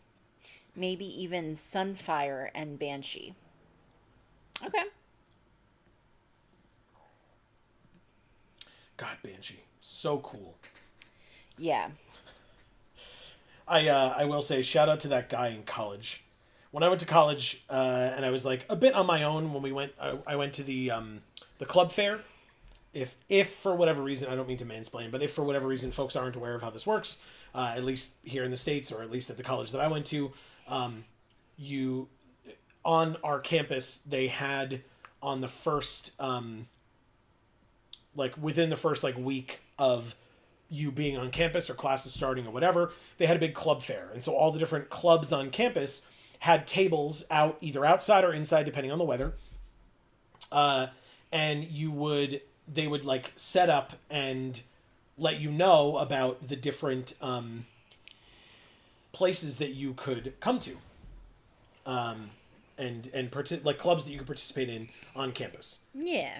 And makes sense. Yeah. And so, I worked at some of those tables after my freshman year, but in my freshman year, you walk around to see what's available and what kind of cool things are on campus that you might want to do. And so I went up to a table that talked about a comic book club. And I had recently gotten very heavily into reading the Marvel comics. And so I was really excited. Oh, hey, this is going to be really cool. Whatever. And I went up to the table and there was one other name on the sign-in sheet before me. And I don't think I was there early. There were a lot of people milling around. But there was a guy behind the table and he had the sandwich board or whatever you want to call it, talking about that. This enters tapped. Oh, the trifold cardboard thing? Correct. Yeah, sandwich board you have to wear. So Okay. I don't think he had that. No. All right, so do I want white or green on this? I guess I want white because we have green from this. Attack for 1. Yeah, you're right. Thank you. Yeah, because that's the A-frame one, right? That you put over yourself. Yeah. So yeah, you're right. It was the trifold display board thing. Yeah. And it had a bunch of different comic book characters on it. What are you? Okay. And Banshee was one of the characters, which to me at that time, Banshee felt so obscure that I was like, oh shit, that gave him more legitimacy to me in being part of the comic book club, because it was how do you know who Banshee is unless you actually care? You know what I mean? Yeah. If it's just we like Batman and Superman and Spider-Man, it's there's nothing wrong with liking those characters, don't get me wrong, but if you're trying to say that you're the comic book club, then I imagine that comic book characters of all kinds would be things that you would want to talk about, including more niche ones. And so I mentioned, I was oh, look, Banshee. And he goes, the guy who was behind the trifold was yeah. He's like, yes, I also like Banshee or whatever. And he's like, they always tend to kill off my favorite characters without asking me first. And at first I was that's cute, that's funny. And then I was Yeah. That joke doesn't land quite the way you want it to. No, it's a little weird, right? That's the... Yeah. It's a little uncomfy. Yeah. A little creepy. Yeah. And I still signed up for the club, and he never emailed or called. It was just... they just never had a meeting or whatever. Yeah, because you were the only person on the sign-up sheet. One other person was there. I don't know that it wasn't him, but one other person... It was. I am telling Are they countering this now? Oh, they're returning it to my hand. Okay, I'm just never going to get to play this game, right? Marcus says they did him well in First Class, but he shouldn't have been in the movie as part of the team. Okay. Oh, I'm just at 6 now, right? Misty Rainforest, I go to 5, which means Sandman kills me. And what's his restriction on blocking? Creatures with power 2 or less can't block him. But, so I play Misty, I pay the 1, go to 5, get another land. He says maybe as a Mirror Island visit in a later movie, but not an OG. Sure. That seems reasonable. Okay, I can play both. That's helpful. So... And I get creatures. Cool. I don't draw cards. But I get 1, 2, 3, 4, 5. 1, 2, 3, 4, 5. Alright, so I don't get treasure. I don't get anything. Great. What a... Okay. I just got used to powered cube, and then they're like, but what about this cube, though? And it's like, no, I don't have time to learn this new cube, especially because you're going to change it next week. What the fuck? Okay, anyway. We're just dead. Okay. Thank you, Pharaoh Larry. I actually genuinely appreciate all the discussions that we're having tonight, which is good because, let me double check. I have not won a game. Not won a single game tonight. Oh, wow. That's crazy. I didn't even realize that. Yep, that's because we've been having good discussions. So it doesn't really matter what's going on the screen. Well, I'm just going to say that to make myself feel better. Look, it's a rotary phone over here, or a tire, or something. Right here? Yeah. That's something going on the screen. Yeah. Focus on that. Oh, okay. Marcus says, damn. Yep. Have not won a game tonight. We are technically so far 0-5, right? Because we went 0-3 in the first, and now 0-2. Also, good thing we didn't do that sealed event. Well, The yeah. 8,000 gem one. Hopefully we would have better luck with that. I would doubt it. You don't know that. I certainly don't. Don't say things you can't take back. I could take that back anytime I want. Here, let's go get a green. Is it Hedge Maze that we want with this, right? Yeah, there it is. Hedge Maze. Perfect. Surveil 1. A Darkar Wastes as well. I mean, is that okay? We want the double white for Emeritus. I mean, we're just going to play it way later, right? But we need the mana for other things. I guess I keep it there for now. That's fine. Everything's fine. Look at their companion. Yeah. I don't feel like that's a companion. Nope, me neither. That is a briefcase with a suit in it. Yep, and really pieces of a suit in it. And the helmet flips around when you click on it. That's it. Yeah. Like, which is better, that or this? Right? And he's like freaking out because I'm holding him, or you can click him, and then he goes, I just think that's better. That's just me, baby. Uh-huh. That's just me? Is that what you... Damn it. I mean, it's a little better than a briefcase with a suit in it. But I am starting to get a little bit tired of the Jace puppet. I will not lie. I won't lie. We can't hear it. They can. Yeah. I'm sure that's a lot more tiring for them than it is for us because of that. And also, like, his eyes are so far apart. Like, I just... Sure. It's, like, it's fine looking, I suppose, when it's just like that. But when you scare him,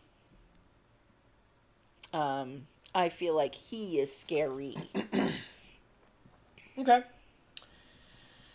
What am I going to do here?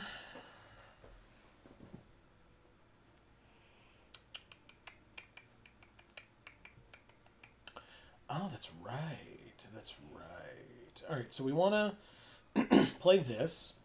And I think we want to play Sandman here. Sure. He's a 3/3.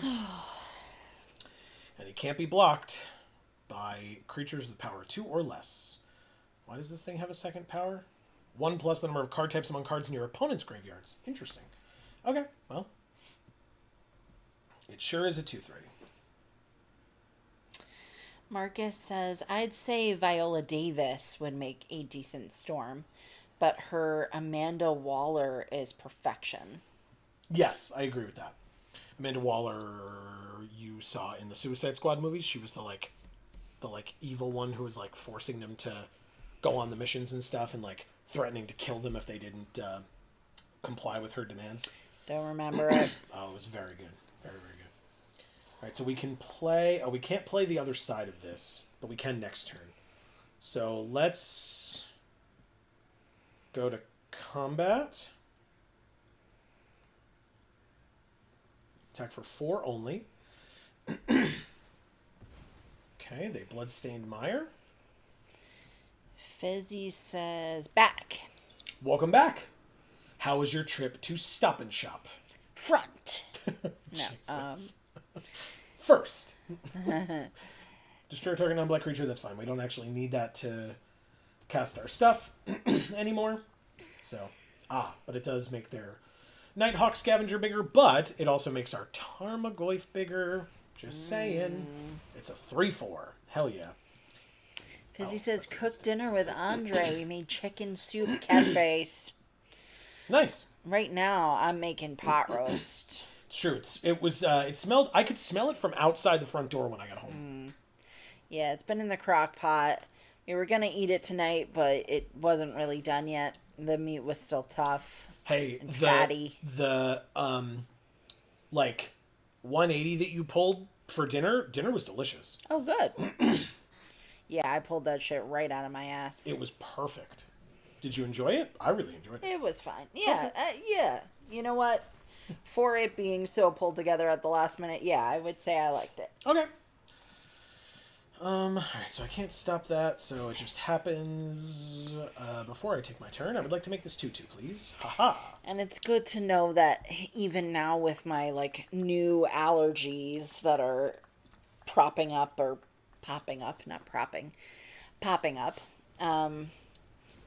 that's something I have as an option for me now.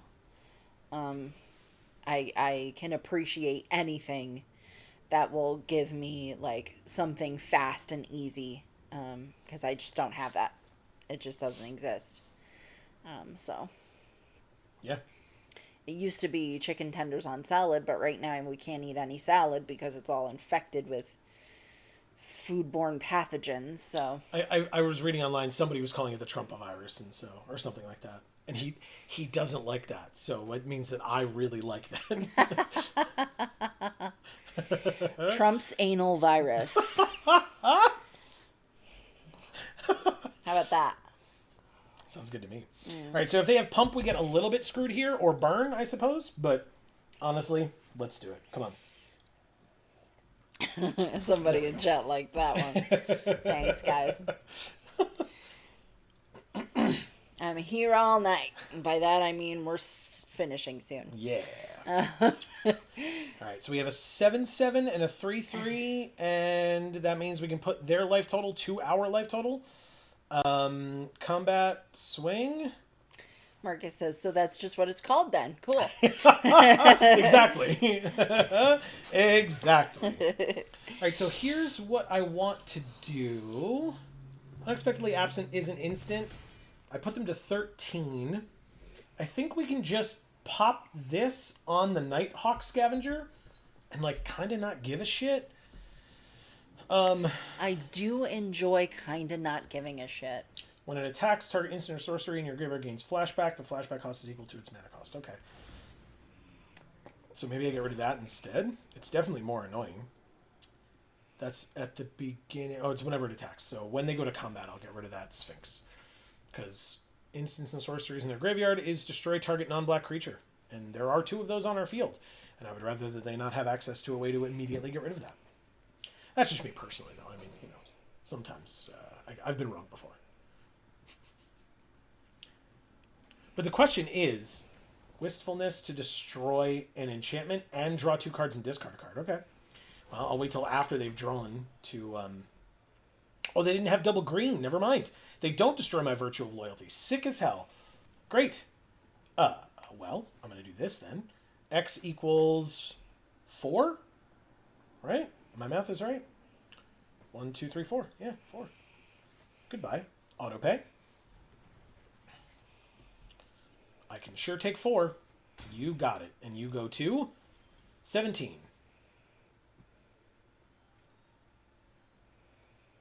Okay, so here's what we want to do. Oh, they won't have more creatures than me. That's unfortunate, isn't it? That's unfortunate, isn't it? That's unfortunate, isn't it? Gotta get that name trending, Amy. That's true. All right, so actually, here's what we do. We make ourselves make the thing. Marcus says, my mom, Trumper, in parentheses. Ugh, I'm sorry. Me too. Said that I just like hating on Trump.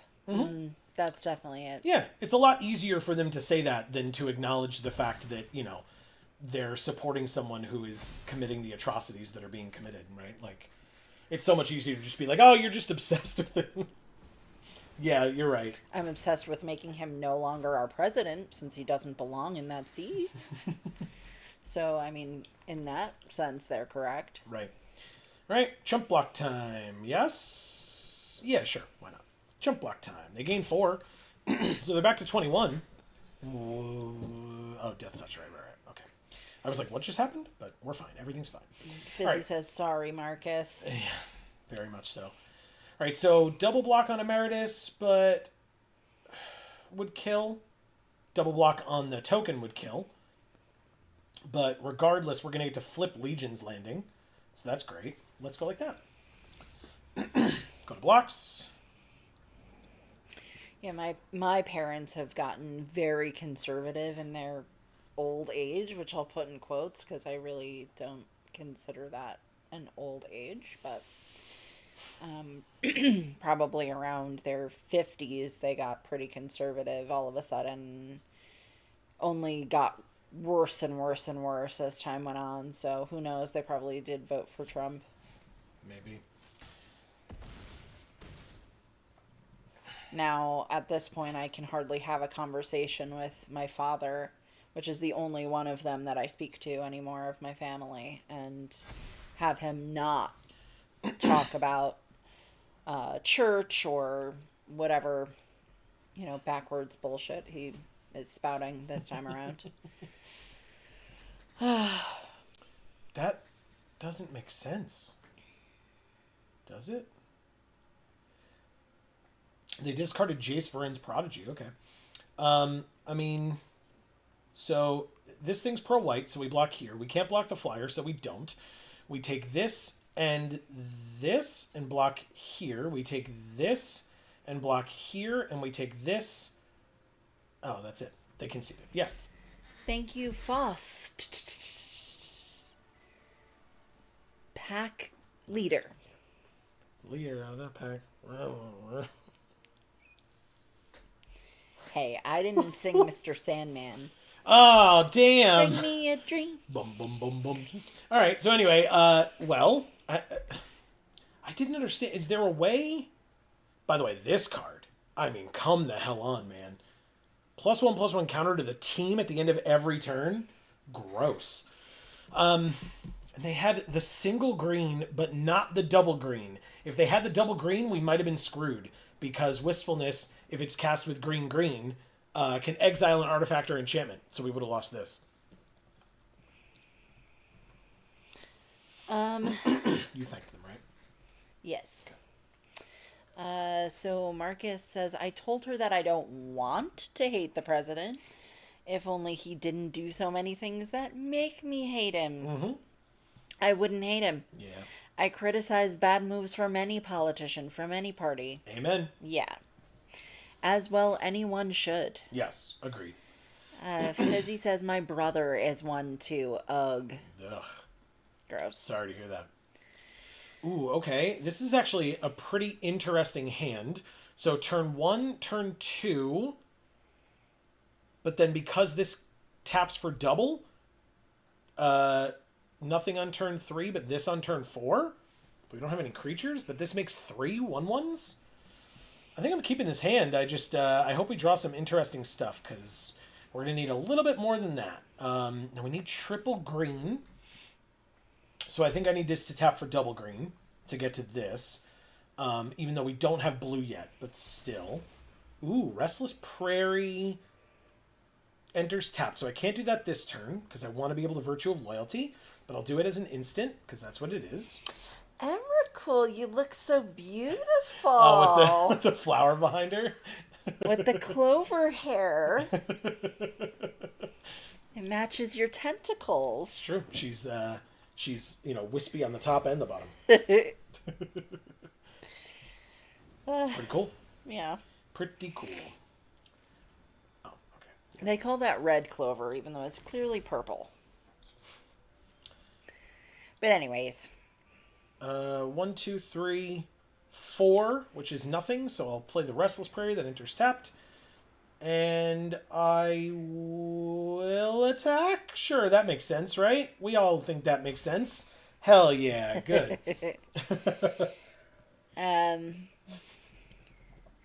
Marcus says he just so happens to only do things that are bad / dumb / harmful. It may not be so bad if she didn't exclusively watch propaganda. Yeah. And it's not even mainstream propaganda. It's podcast propaganda. Gross. It's dudes in front of a green screen making assertions with zero-cited sources or evidence. No. And it's absolutely sickening. Agreed.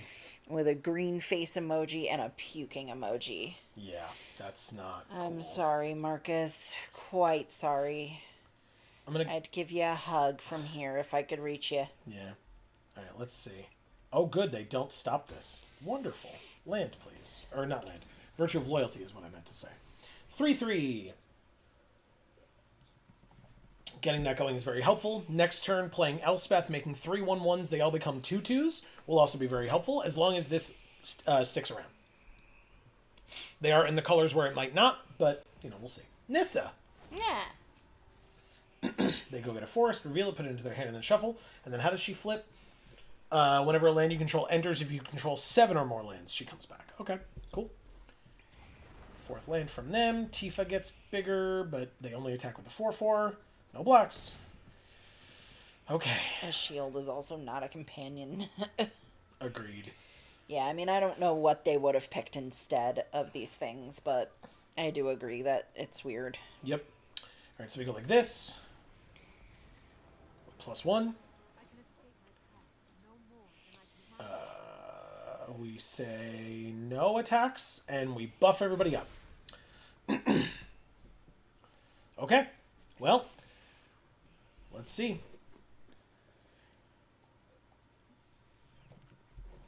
Nissa. Yeah. Wow. Okay. Yeah, I mean, when things were still, I don't know, early enough on, I was trying to a degree, keep these streams as, not about politics as much as I could. That's how I prefer it as well, but as you're going But to at this point, it's just come on. Well, and I also, I in no way am under any illusions that our platform is big, but I also fully understand the concept of, if you have a platform and you're not speaking out at this point, what are you doing? Yeah, I mean, I don't know. At the same time, it's if you have a platform and you are speaking out, so is everyone else. I don't know. I don't know. There's just so many ways you could think about it, and I think Sure. they all suck because Yeah. they all suck because the situation sucks. We shouldn't be in this position, and we are, and no one's doing anything about it because they just want to keep perpetuating this bad situation that we're in. Well, I was going to say because it benefits them. Yeah, because it's not bad for them. Right. That's right. All right, Titan of Industry. Let's make a 4/4 because we want to go wide. And then they don't have any artifacts or enchantments that we give a shit about, so I guess we're going to put a shield counter on something. And it's probably just going to be this big-ass creature that we just played. That feels correct. Let's say no attacks, and then make them even bigger. Everybody gets bigger. I mean, the fact that Elspeth makes 3 2/2s a turn is kind of insane. Yeah. And yes, I understand that they're not 2/2s without this. I'm just saying. That's an insane amount of creatures right now. Yeah. Marcus says, whenever I ask her to cite a source, she either says she doesn't know one or hasn't looked into any. Mm-hmm. I ask if that presents a problem for her, but get nothing approaching a reasonable answer. Yeah. Every notch of social progress has required a fight that shouldn't be necessary. Yeah, Sure. That's true. Yeah. Alright, Oracle of Moldiah. I mean, they're clearly doing, like, land things. You can play lands from the top of your library and play an additional land, so more landfall triggers. What does this landfall do? Add 1 mana of any color. If it's the second time it's resolved, reveal cards from the top of your library until you reveal an elf or elemental, put it onto the battlefield, or put it into your hand. So that already happened with this one previously. This is a cat, not an elemental. It just, at this point, it's starting to feel like taking 5 steps forward when you're inevitably going to take 15 steps back. Like, what are you supposed to do? Sure. You know? Yeah. Reveal the top card if it's a land, put it on the battlefield, otherwise draw it, put it in your hand, whatever it said. Yeah, into your hand. Okay. Alright, so I don't know if I can kill Nissa this turn. This Nissa, obviously. But what I could do is use Elspeth's -3 to destroy all creatures with power 4 or greater. Now, you would think that would destroy the Titan of Industry. It actually would not, but it would kill the 10/10. Because the shield counter will go away in response to that, and that's pretty goddamn great. So let's do that. Oh, it will kill this guy, though, but that's fine.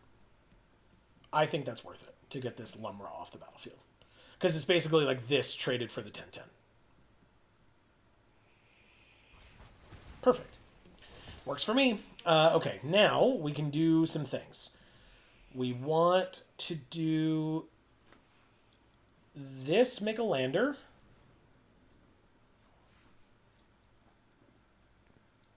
Because they definitely control more lands than we do. They're playing a lands deck. Sack this, or sack a forest or plains, search for a land, put it on the battlefield, and then shuffle. Okay? Remind me how that's beneficial to you. Because I don't get it. They make a mana or something, but... So, Marcus, I feel like each one of those, like, propaganda podcasts that she watches, right, is just, like, feeding her to the next one. What if you, like, recommended something to her that wasn't even, like, necessarily political, but it was, like, done by someone who's liberal, and it was about, like, a particular topic that isn't political, right? And you just kind of, like, put that in her, like, feed, you know? And then she gets interested in that topic enough that she wants to, like, keep listening to that person, and then her feed kind of starts to move a little bit. We did it. Nissa's done. Noble Hierarch. And the Titan of Industry untaps when it gets this counter, which is genuinely insane. And I love it because it didn't need to say untap those creatures, but it does. It does say that. Put a +1/+1 counter on everything, and they all untap. So stupid. This card is stupid. Yeah. That's why it's in cube. Mm-hmm. I've tried that. Doesn't take. Oh, okay. I feel like you'd have to be, like, really, really particular and, like, know your mom very well, like, what topic you could do that with that would, like, you know, help. But you've tried that. Alright. Ooh, interesting. Landfall, whenever a land they control enters, they mill a card. That could help our Tarmogoyf quite a bit. Although we know what their top card is at any time, and right now it's still creatures, so maybe not. Well, I mean, right now, social media is being controlled by conservatives, and that's the whole point. Is to pull as many people that way as they can. Oh, they lost their Ruin Crab because they had to go get an Elemental because of Nissa. Sick. Okay. Cards left in their library is 11? Damn. Good for us. If damage would be dealt to this creature while it has a counter on it, prevent that damage and remove a counter from it, and then landfall, put a counter on it. But I think they've used up all their lands this turn. I lied. Okay. But yeah, I mean, people talk about like people being like a product of their time. I think our parents' generation is a generation that kind of grew up like believing the news. And I think our generation didn't. You know, our generation. We knew to be skeptical. Right. Because I think we were younger at the time that, like, things started to change maybe from being, like, more, I'm just reporting what's happening to I'm going to skew it one way or the other based on how things will benefit me. That's from the perspective of the news source, obviously. I mean, I think there's always been propaganda and there's always been biased news sources, but I think the range of those biases, like, I feel like the volume just got turned up to 11. And I feel like we saw the hand on the dial pumping it up. And I feel like our parents' generation missed that.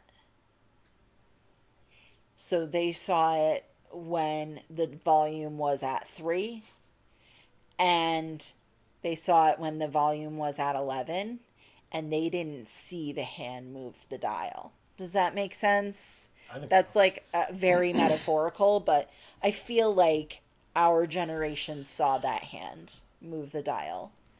And so we were more discerning when we saw that happen than they were able to be. Because I feel like that's kind of across the board. Okay. I don't know that I've really talked to many people of our generation whose parents aren't in some way more conservative than they used to be. And I feel like back in the day, that maybe happened to a degree where, like, you would get older and you would get more conservative, but I don't think it necessarily made people vote differently. And I think nowadays it makes people vote very differently. Okay. But that's just my opinion based on the like very, you know, I have the blinders of it just being from my point of view, right? So I don't, I don't really know, but that's my theory. Yeah, I guess I was always of the opinion, like, I mean, again, this is going to make me seem like I'm being a little elitist, but I think it's just me who I am as a person, right? Like, how do I... Oh, I have to assign 6 here first? Why are you making me do this? Just do it properly. I don't understand. But anyway, this is going to make me sound really elitist. Oh my god, they let themselves die. They didn't do the math. Oh no. Thank you, Pineapple 27. I'm sorry, Pineapple 27. That Ice Till Explorer was real important to you, huh? All they needed to do was block with either of these creatures on this as well, and they would have actually been able to live. But this trampled over for 4, and they just didn't know that, I guess, or didn't count on that. Yeah. Wow. Because they let this 4/4 through, and this 3/3. Anyway, whenever I was reading stuff about like, oh, the like people are pushing out all this propaganda to like make you not like believe what's happening in the country. Sorry, do you want me to keep going or stop? Do we need to stop? Yeah. Okay. In my next loss, we're done anyway, but for this week, obviously we'll come back on Monday. And like I heard that, and I was just like, does that happen though? Like, how would that happen? Like, and it's like, no, it would. I mean, and don't get me wrong, this was like 8 to 10 years ago, whatever, when we were first having this discussion kind of heavily, where it was like, what do you mean? And then it was like, oh, echo chambers. Oh, I get, you know what I mean? Like, and the algorithms like pushing out, like there was a moment where I was like, let me look at some of this conservative media, because I cannot fathom what, like, people that I would have considered a reasonable person are thinking this way. How is it that they're thinking this way? What is it that they're hearing, they're talking about? Let me look into this because I'm curious, right? Because I trusted myself and my morals enough to know that I wasn't going to be corrupt. Like, I wasn't going to watch it and be like, those are good points. Maybe I should. No. I just was curious, like, how someone who I thought made sense could look at that and think to themselves, like, yeah, this makes sense. Yeah. When it really, really doesn't. And yet, looking it up caused me to get so much more of that shit for a while. Mm-hmm. Where I was just like, ew, get this the hell out of here. I don't want any of this crap. And yet, it was being pushed on me. Yeah. Because I had showed interest. I really didn't. Right. I have to mold a 5 here. That was bad. This I'll keep, and I'll ditch a forest. Okay. Oh, I gotta ditch 2. This is 2. This is 3. I gotta ditch 2 forests. Awkward. Okay. But anyway. I had like a similar thing happen on Audible, right? I had the Audible app on my phone. And for a time, and maybe they still do, but I stopped doing it, and here's why. Audible has like books that are free. So I would just be like, oh yeah, add them to my library because they're free. And like if I never read them, or if I read them and I don't really like them, then whatever. But add them to my library because they're free. So I want them. Yeah. And no, I didn't want them. I didn't want them. Because they were propaganda. And I guess that's why they were free. Sounds right. Yeah. So it turns out if you want something good, you have to pay for it. In a capitalist society. Who'd have thunk? What a surprise. Yeah. But yeah, if you're willing to take the shit that gets shoveled to you, then shit will continue to be shoveled to you. Yeah. That's how it goes. Ooh, okay. So now I get to play this. Does it get countered or something? You have a single blue and 2 black, but... So Marcus says, I have to correct the Lincoln freed the slaves folks often. The slaves essentially freed themselves. With help, yes, but there wasn't a meaningful abolition movement until enslaved people made things too uncomfortable. Of course, yes. I mean, but do you think that if so Lincoln was of a sort of mindset where he didn't really believe in classes. He just thought like everybody should kind of, work their land and like succeed that way. Do you think, from your opinion, that if someone who was animate about slavery being super important, other than just from a logistics standpoint, obviously, because obviously Lincoln sat there going, like, I know how much of a problem this will cause. with everything, right? So, do you think that if someone who was like, yay, slaves, I want to, like, you know, KKK all the way, was in that seat at that moment, that they still would have been freed at that moment? Like, do you think it still would have happened or happened the same sort of way? Now, they can easily have something here. I kind of don't care. It just was a way to get a bunch of creatures out. Counter spell or destroy another creature or planeswalker. Okay. I'll draw a card. That's cool. And then I'll get to play Skyclave and get rid of their thing. Mana value 4 or less. Yeah, I'll get rid of Urtai, sure. I could swords him maybe because he's cheaper.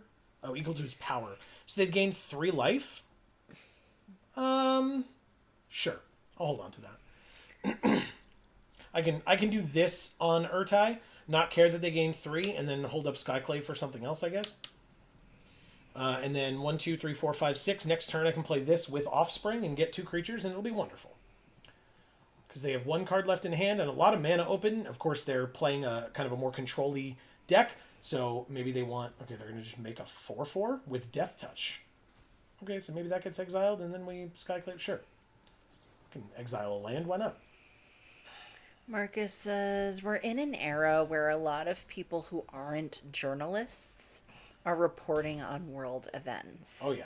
Mainstream media is held to standards that podcaster and influencers don't have to adhere to. You're right. I mean, at this point, it's starting to seem a lot like mainstream media doesn't have to adhere to it either. That's just what that's the point I'm trying to make. I wouldn't argue with you on that point. Is that, yes, podcasters don't, and we know podcasters don't, but also mainstream media clearly kind of doesn't. He says that conservative lean was coupled with increased wealth. You're more likely to skew conservative when you have more to lose. Correct. What you're talking about is weak epistemology. When it doesn't matter if you believe, it doesn't matter if what you believe is true, you're more likely to fall for propaganda. Well, yeah. Right, because you don't feel strongly about any one thing. Right. Sure, that makes sense. But there's a name for that. An alarmingly large number of people don't know how to discern truth in a claim. It's that schooling for working and not for thinking in action. Okay.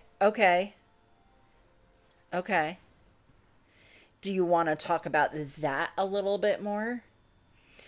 And then he says, Lincoln said that if he could end the war without freeing the slaves, he would.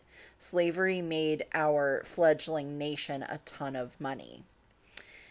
Escaped slaves were fleeing north and refusing to go back. Some progressive Northerners refused to send them back, which created the problem of what to do with them.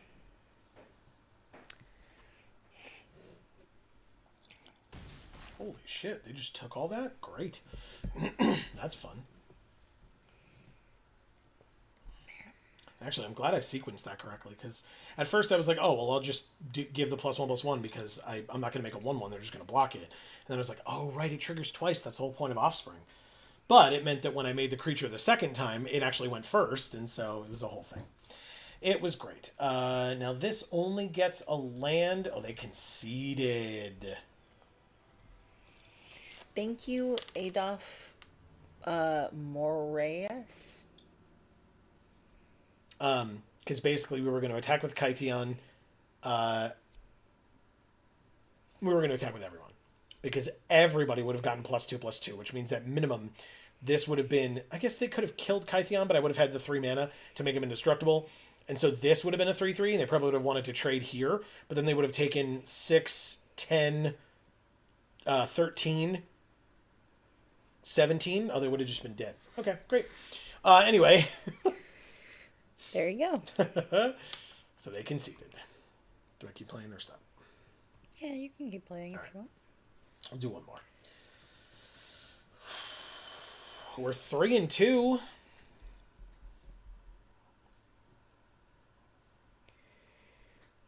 That's not nothing.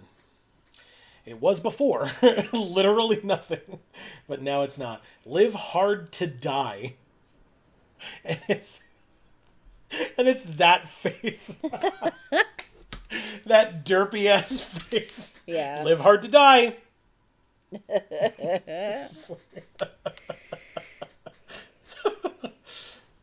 Oh, we've seen so many hedge mazes, I feel like. I feel like one or two other opponents have also played this card against us. Oh, Utopia Sprawl can stay there. That sounds wonderful. Thanks for asking. Okay, so Marcus says our schools teach children how to follow instructions more than how to think critically. Yeah, it's like teach. Yeah, you got to teach the test, because if you don't make a good syllabus or whatever you want to call it, right? Mm-hmm. It's a problem for people. Well, so Great. Yeah, and I guess that was probably much more of like an our parents' generation thing. It was like if your teacher says it, it's true, and you don't talk back to your teacher, or you get hit with a ruler, or Yeah, I mean that was obviously a lot more in the kind of religious schools that are not as popular these days. I mean, I think it was probably a lot more across the board back then than it is now. I think public schools were closer to that back then than people probably realize. I think public schools have probably come far from being that. And but at the same time, they've declined in other ways.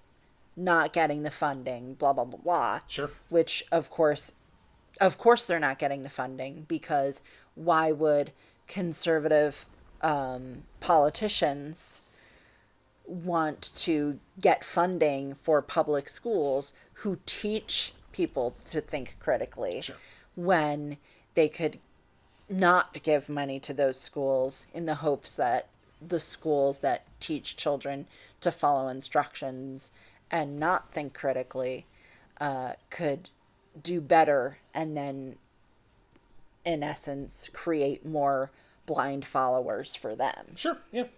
Ooh, this is interesting. I need the double white for Day of Judgment, and I don't have a third white for Kytheon if I do that. But I still think I really need Day of Judgment. So let's attack for 3 and see what they do. Do they... Ooh, they do block. Oh, they don't block. Beautiful. Goodbye, Omnath. Totally worth it. Okay.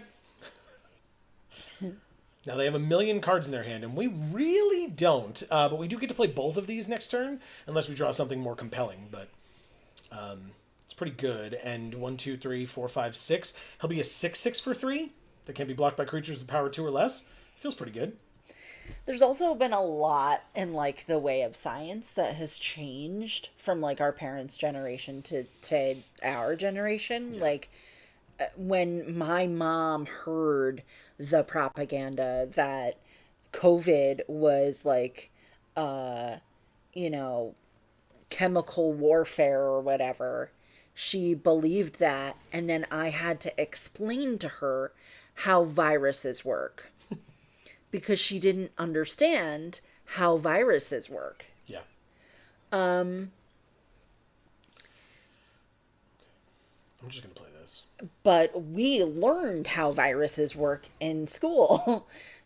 And I guess, one could say that our school was better than my mom's school. But... Which is ironic because it was the same mom. Right. But what if it's really just that scientific advancements are such, right, that our parents' generation didn't have that knowledge, weren't taught that in school.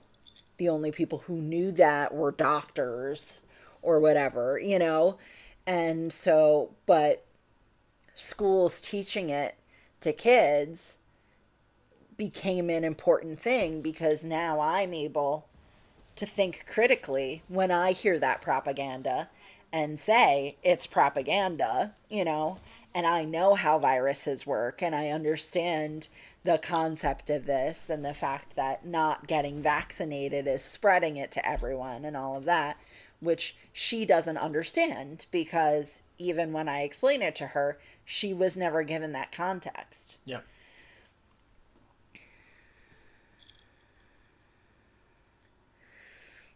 Marcus says, if I said that I have a rainbow unicorn that poops ice cream, you'd immediately not believe me.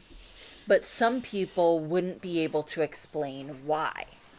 The why is based in evidence of a lack thereof, and some people don't know how to find or even evaluate evidence. Oh, interesting. Okay. Sorry. Trump is great for the economy. He's putting in quotes. We're not actually saying that. Yeah. Isn't a statement someone would, with sound epistemology, would assert or agree with because the evidence shows otherwise. Right. It can also be linked to a lack of curiosity. When a person believes they've learned all that they need to know, new advancements seem like magic. Yeah, I'll agree with that. Okay, I mean,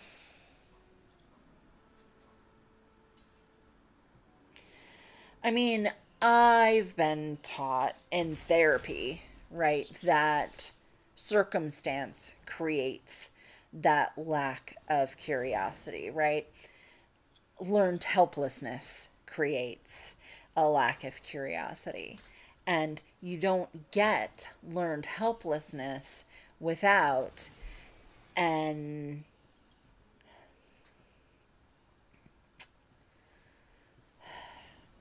a general atmosphere that perpetuates that learned helplessness.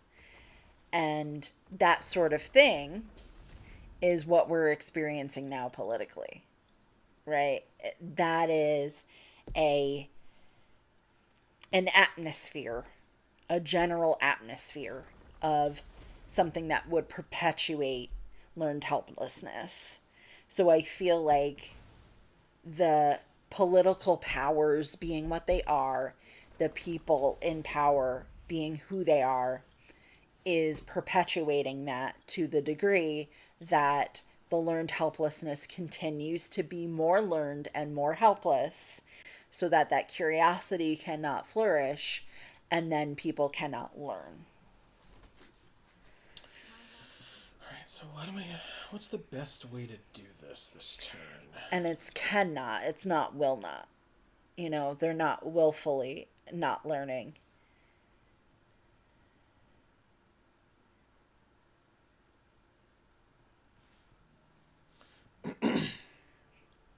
All right, there are my attacks. Kytheon will flip because I'm going to give him indestructible. They're just going to make me do it, but I have a land here in my hand. I don't care as much about paying 3 mana because I have nothing else to do with my mana this turn.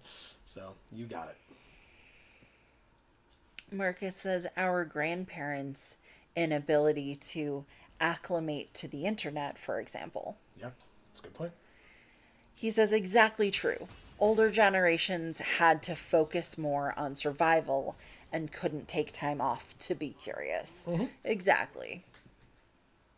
But like your previous statement, there was less to be curious about, let's say, right? You're in your own little bubble of a life, and that's all you ever know because the internet doesn't exist. And it's kind of like what we were talking about before with the Marvel movies, right? The Marvel movies were these self-contained, cohesive things, and then they zoomed out. Wait, realize that the universe is infinite. So if the universe is infinite, that's the internet, right? Any information, true or untrue, that exists there, as well as anywhere else, as well as in minds, in books, in articles, in essays, anywhere you can find that information, it's also on the internet, right? Well, So it's like the zoomed out version. It's like, so curiosity, but because it's so infinite, that means that discernment is so important, right? Because now you have one right answer and 15 wrong answers for every question. sure. And sometimes there's more than one right answer, too. So you've got 5 right answers and 500 wrong answers. And how can any one human mind actually discern that properly? And truthfully, they can't. Who's the best one to block with here when this Tennook attacks?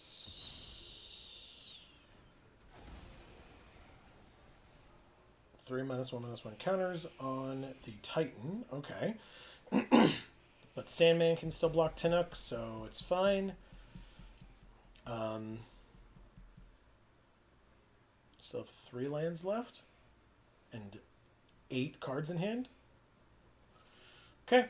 But they also notably have 8 cards left in their library as well, despite the fact that we have 25. So, Undergrowth Champion, okay. Annoying, but fine. But they have to do this. This Risen Reef is forcing them to do this. So, and they made 2 of them. So they now have 5 cards, left in their library. So Tennook is required to attack.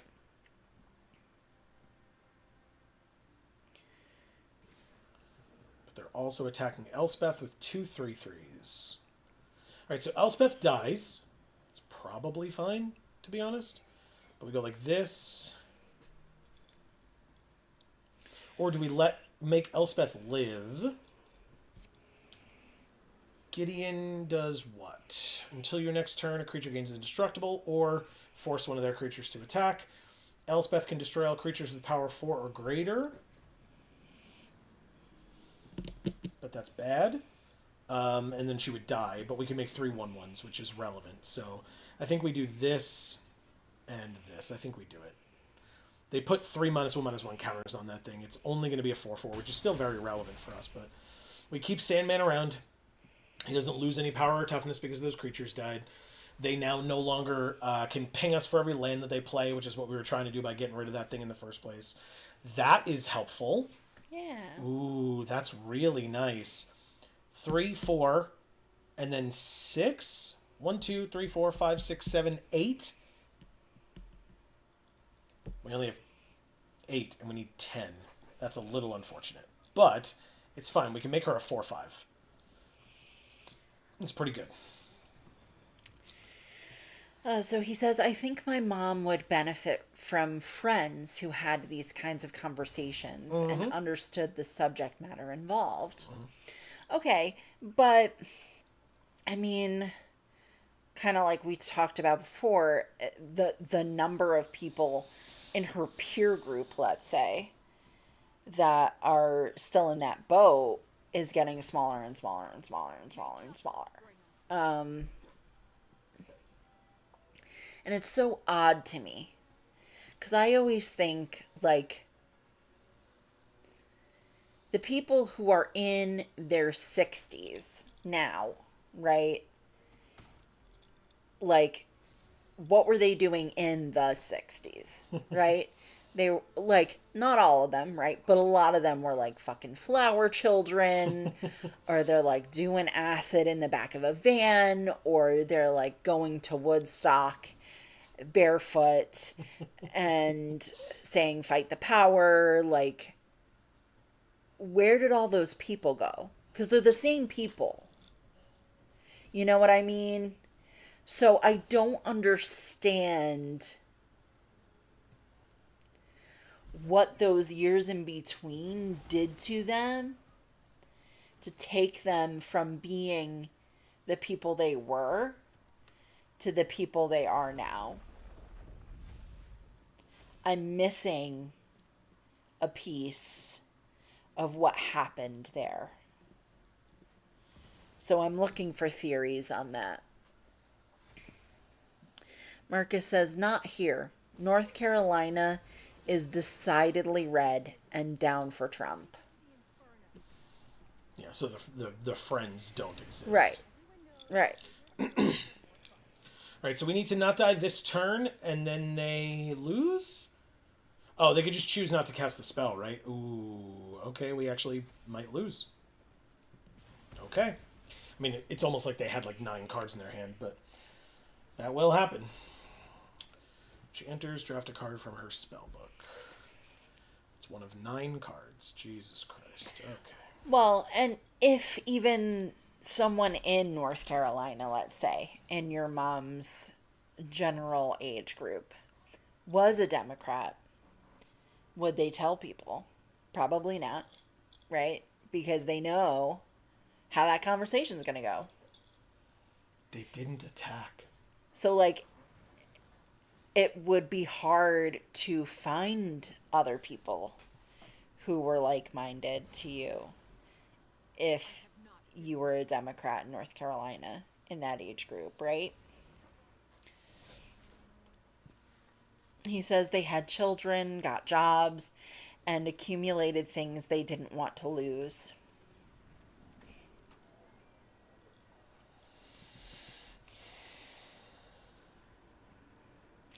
Yeah, but they wouldn't have lost those things by being Democrats.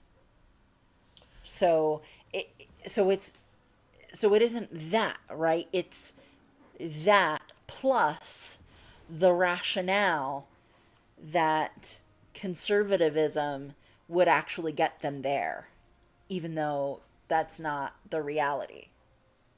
You know what I mean?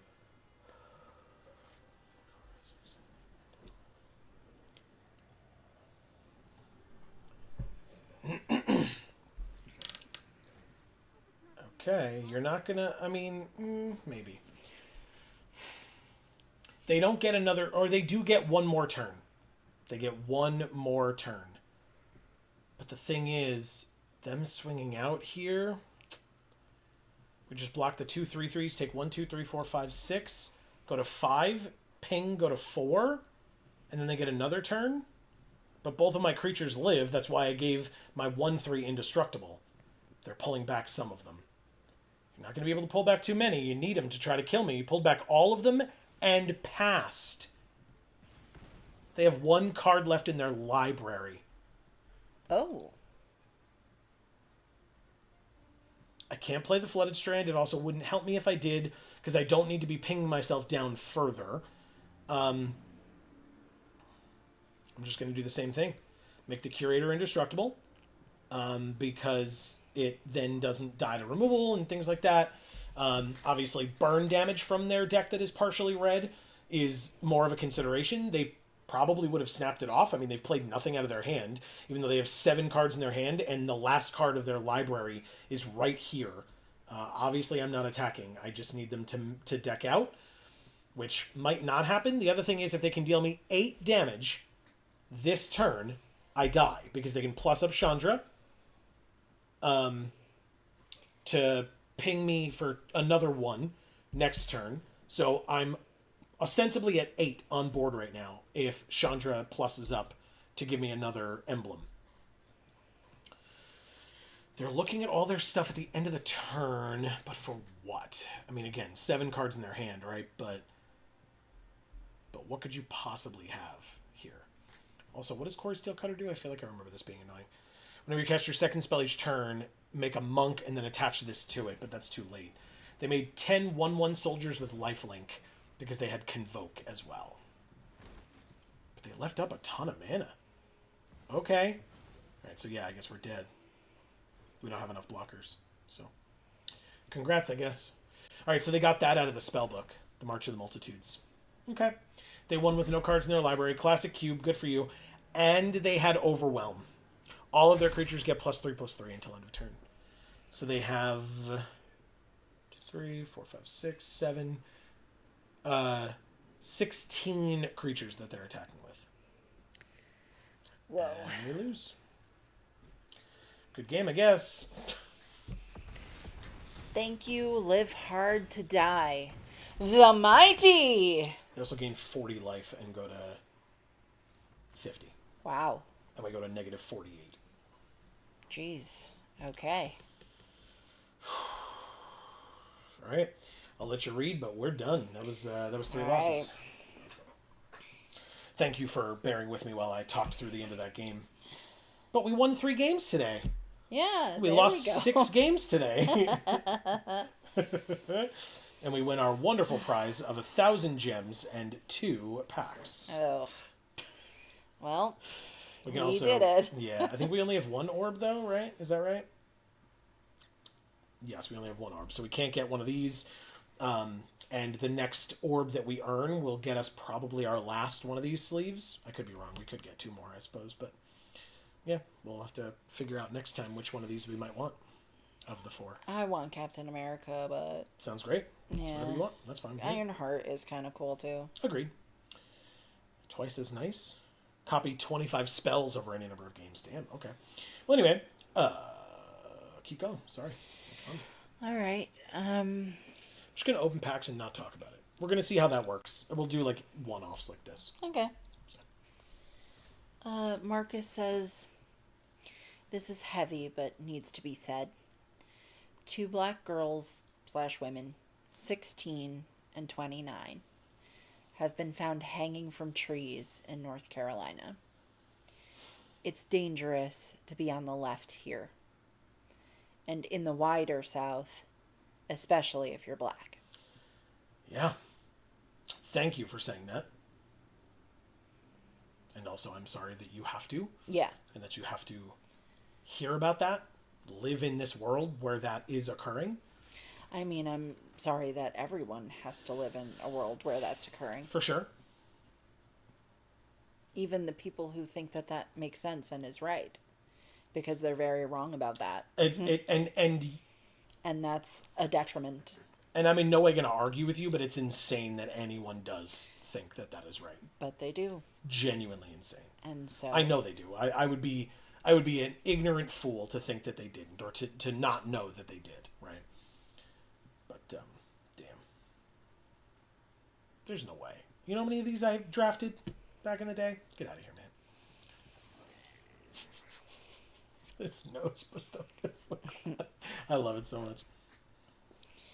Marcus says, I hate having to say it, but ignoring or minimizing it won't make it go away. Agreed.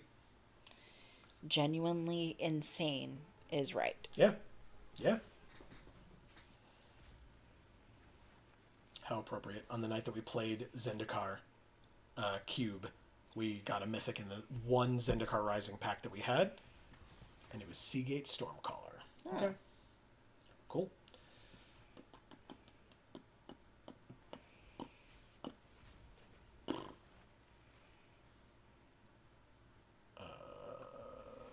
Hope of Girapur. Adorable.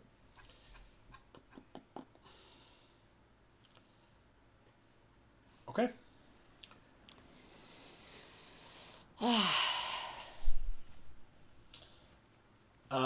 Well, as a reminder to folks, well, we're normally here on Mondays.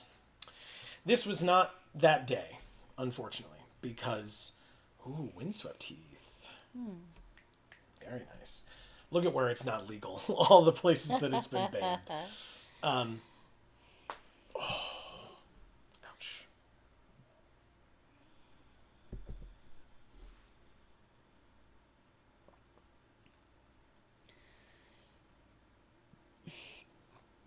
God, I'll let you read it. Marcus says, I've been tired of living through history since September of 2001. I don't know how much we talked about this. Tonight's not the night for it, but we will talk about it more, especially as we get closer to that day, I guess, to that anniversary. But we recently went to a 9/11 exhibit at a local museum with my parents. And we're New Yorkers, y'all. Like, Yeah. we grew up an hour's drive away from New York City. Yeah. My father commuted to and worked in New York City, including on September 11th. Now, if you're in our Discord, you've already heard that story. And like I said, we can talk more about it as it gets closer. But that day sucked for us, man. Really, really, really sucked. He made it home very safely. We thank anyone who will listen for that. Any God that you believe in, or any entity, or spiritually or whatever. We're very grateful that he did get home safely, because it was not a foregone conclusion, especially with kind of the confusion that was going on around that day, regardless of what was going on at all, right? At the time that it was happening, people had no idea, including our government. Although, depending on who you listen to, that's not, again, I'm not going anywhere near that.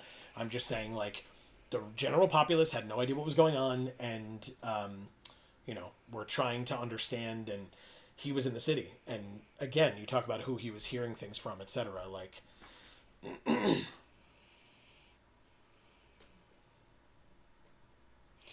Marcus says, being I'm DC, the Pentagon thing screwed the entire area for weeks. For sure. We know a young woman, we won't use her name, but we know a young woman who lost her father in the towers on September 11th, and we know a young man who lost his father in the Pentagon.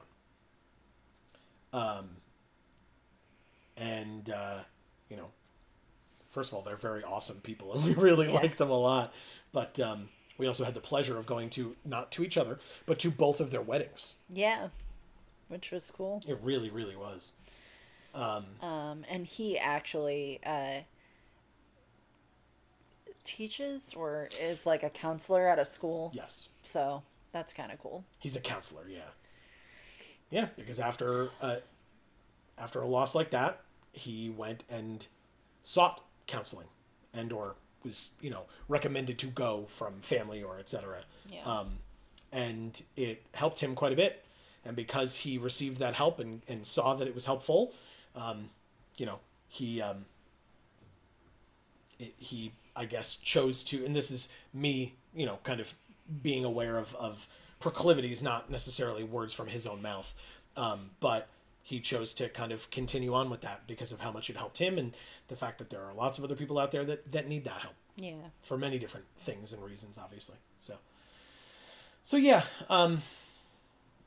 Shout outs to them. We're gonna, in fact, I have to respond to that email for you, but we're gonna be doing something in October that actually is going to make us have to move a Friday stream again.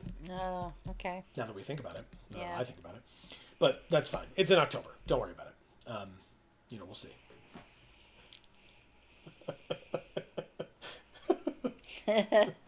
Marcus says, who would have thought support from community helps humans? Nah, I've never heard of it. No. But no, you're totally right. Yeah, and Well, sadly, in North Carolina, they've never heard of it. At least not in that way. They might consider it support in other ways, which is, again, pathetic. Absolutely pathetic.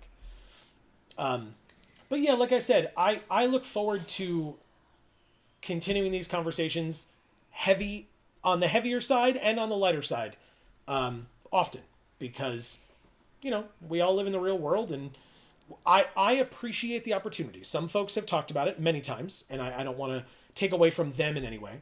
Folks have talked about being able to come here and kind of forget, right? Or just be entertained. And first of all, that's super flattering. Thank you so much. That's so cool to hear. I really appreciate that. But if every once in a while, and it is every once in a while, we want to have these conversations about, heavier topics also, yeah, I'm down for that too. Because,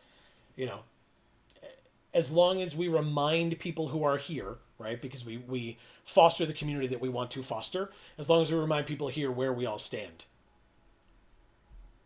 Yeah.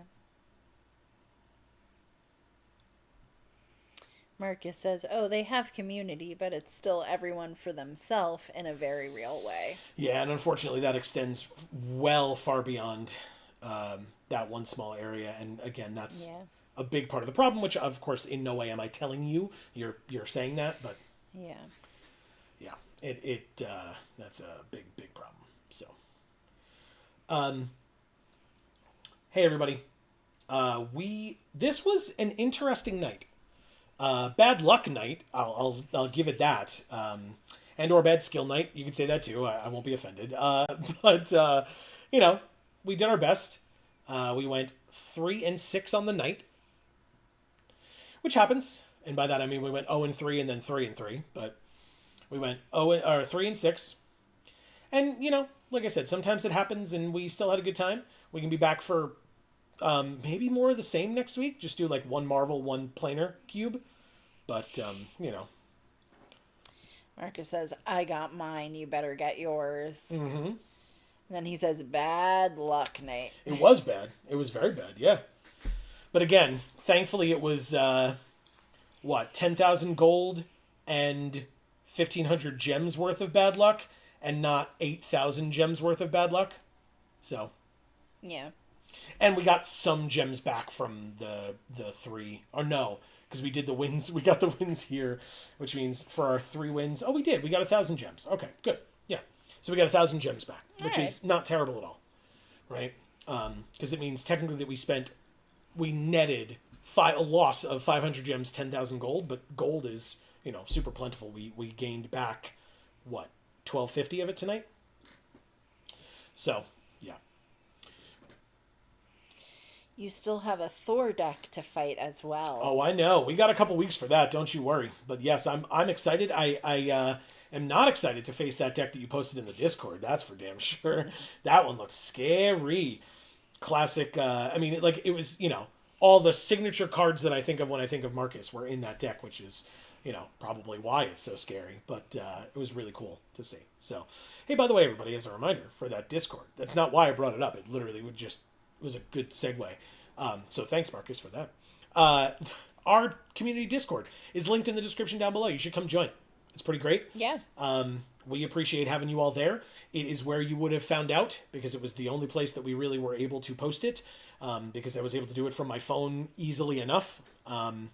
But it's where we posted that we were not going to be live last night because we didn't have internet, and that's why I said it was the only place we could have posted it, because this poor computer, thankfully, was not a brick, right? Sometimes, like you could say, like if we had no electricity, it's a brick. But we could actually use it. It's just that not for anything connected to the internet, like Discord or streaming or anything like that. So we were not able to do that, but that's why we were here tonight, a week late, or a day late, not a week late, a day late.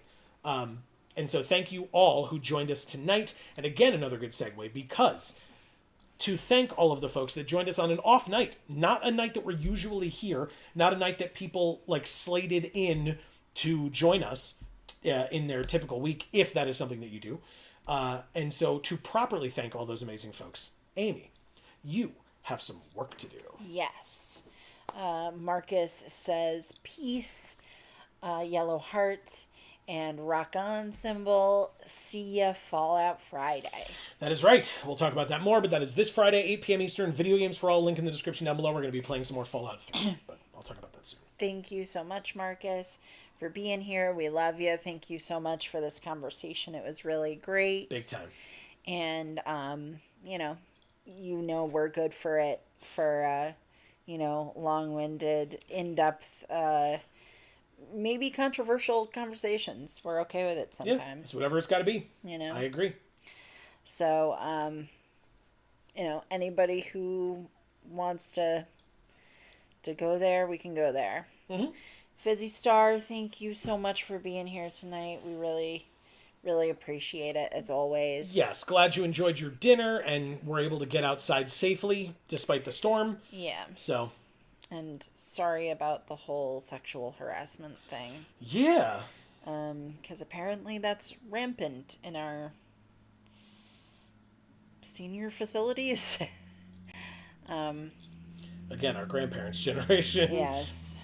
But obviously that's not the only thing there is to apologize about when it comes to this conversation tonight. Correct. So, yeah, but we can't apologize for all those other things. That's a lot. That's too much. The Doc Zoom, thank you so much for being here tonight. Yeah, appreciated all the Marvel discussion. Yeah. Always appreciate somebody with more knowledge than me, or at least seemingly more knowledge than me on certain topics. I always appreciate learning new things, and especially on a topic that I feel like I've got a lot of knowledge in. It's always nice to hear more. Godalope, thank you so much for being here tonight. We did miss you. It's been a bit since we've seen you. Great to see you. Hopefully we'll see you again soon. Big time.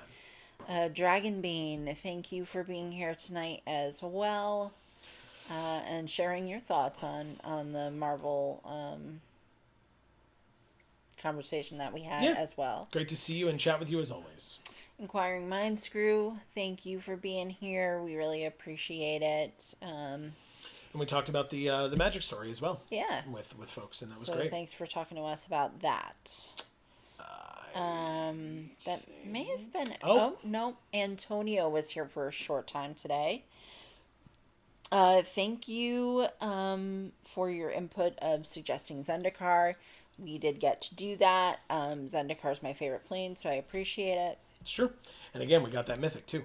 Yeah, From the Zendikar and hopefully, yeah, and hopefully we'll see you next time. That's right, because we will be back next week for, again, like I said, probably more of what happened today. One Planar Cube draft and one Marvel Superheroes draft. If we can get both of those in at the same time, or obviously not at the same time, but you know what I mean. In the same week, in the same stream. And that'll be next Monday, starting at 8 p.m. Eastern, right here on this channel. Again, as long as nothing wacky and crazy happens. Like I said, don't forget, check that Discord, linked in the description down below. But, as well, don't forget that the best way to find out whenever we go live is to make sure that while you're here on YouTube that you subscribe and ring that bell, because then you'll get notifications whenever any of our videos come out, right? We might have a random video come out on this channel or on one of our other 2 channels linked in the description down below. We have our video game channel, Video Games for All. And Gluten Free for All. That just had a brand new video come out last week. So you should go check that out if you haven't already. Link in the description down below, like I said. And like I said, you can sub and ring the bells there as well at either of those 2 channels.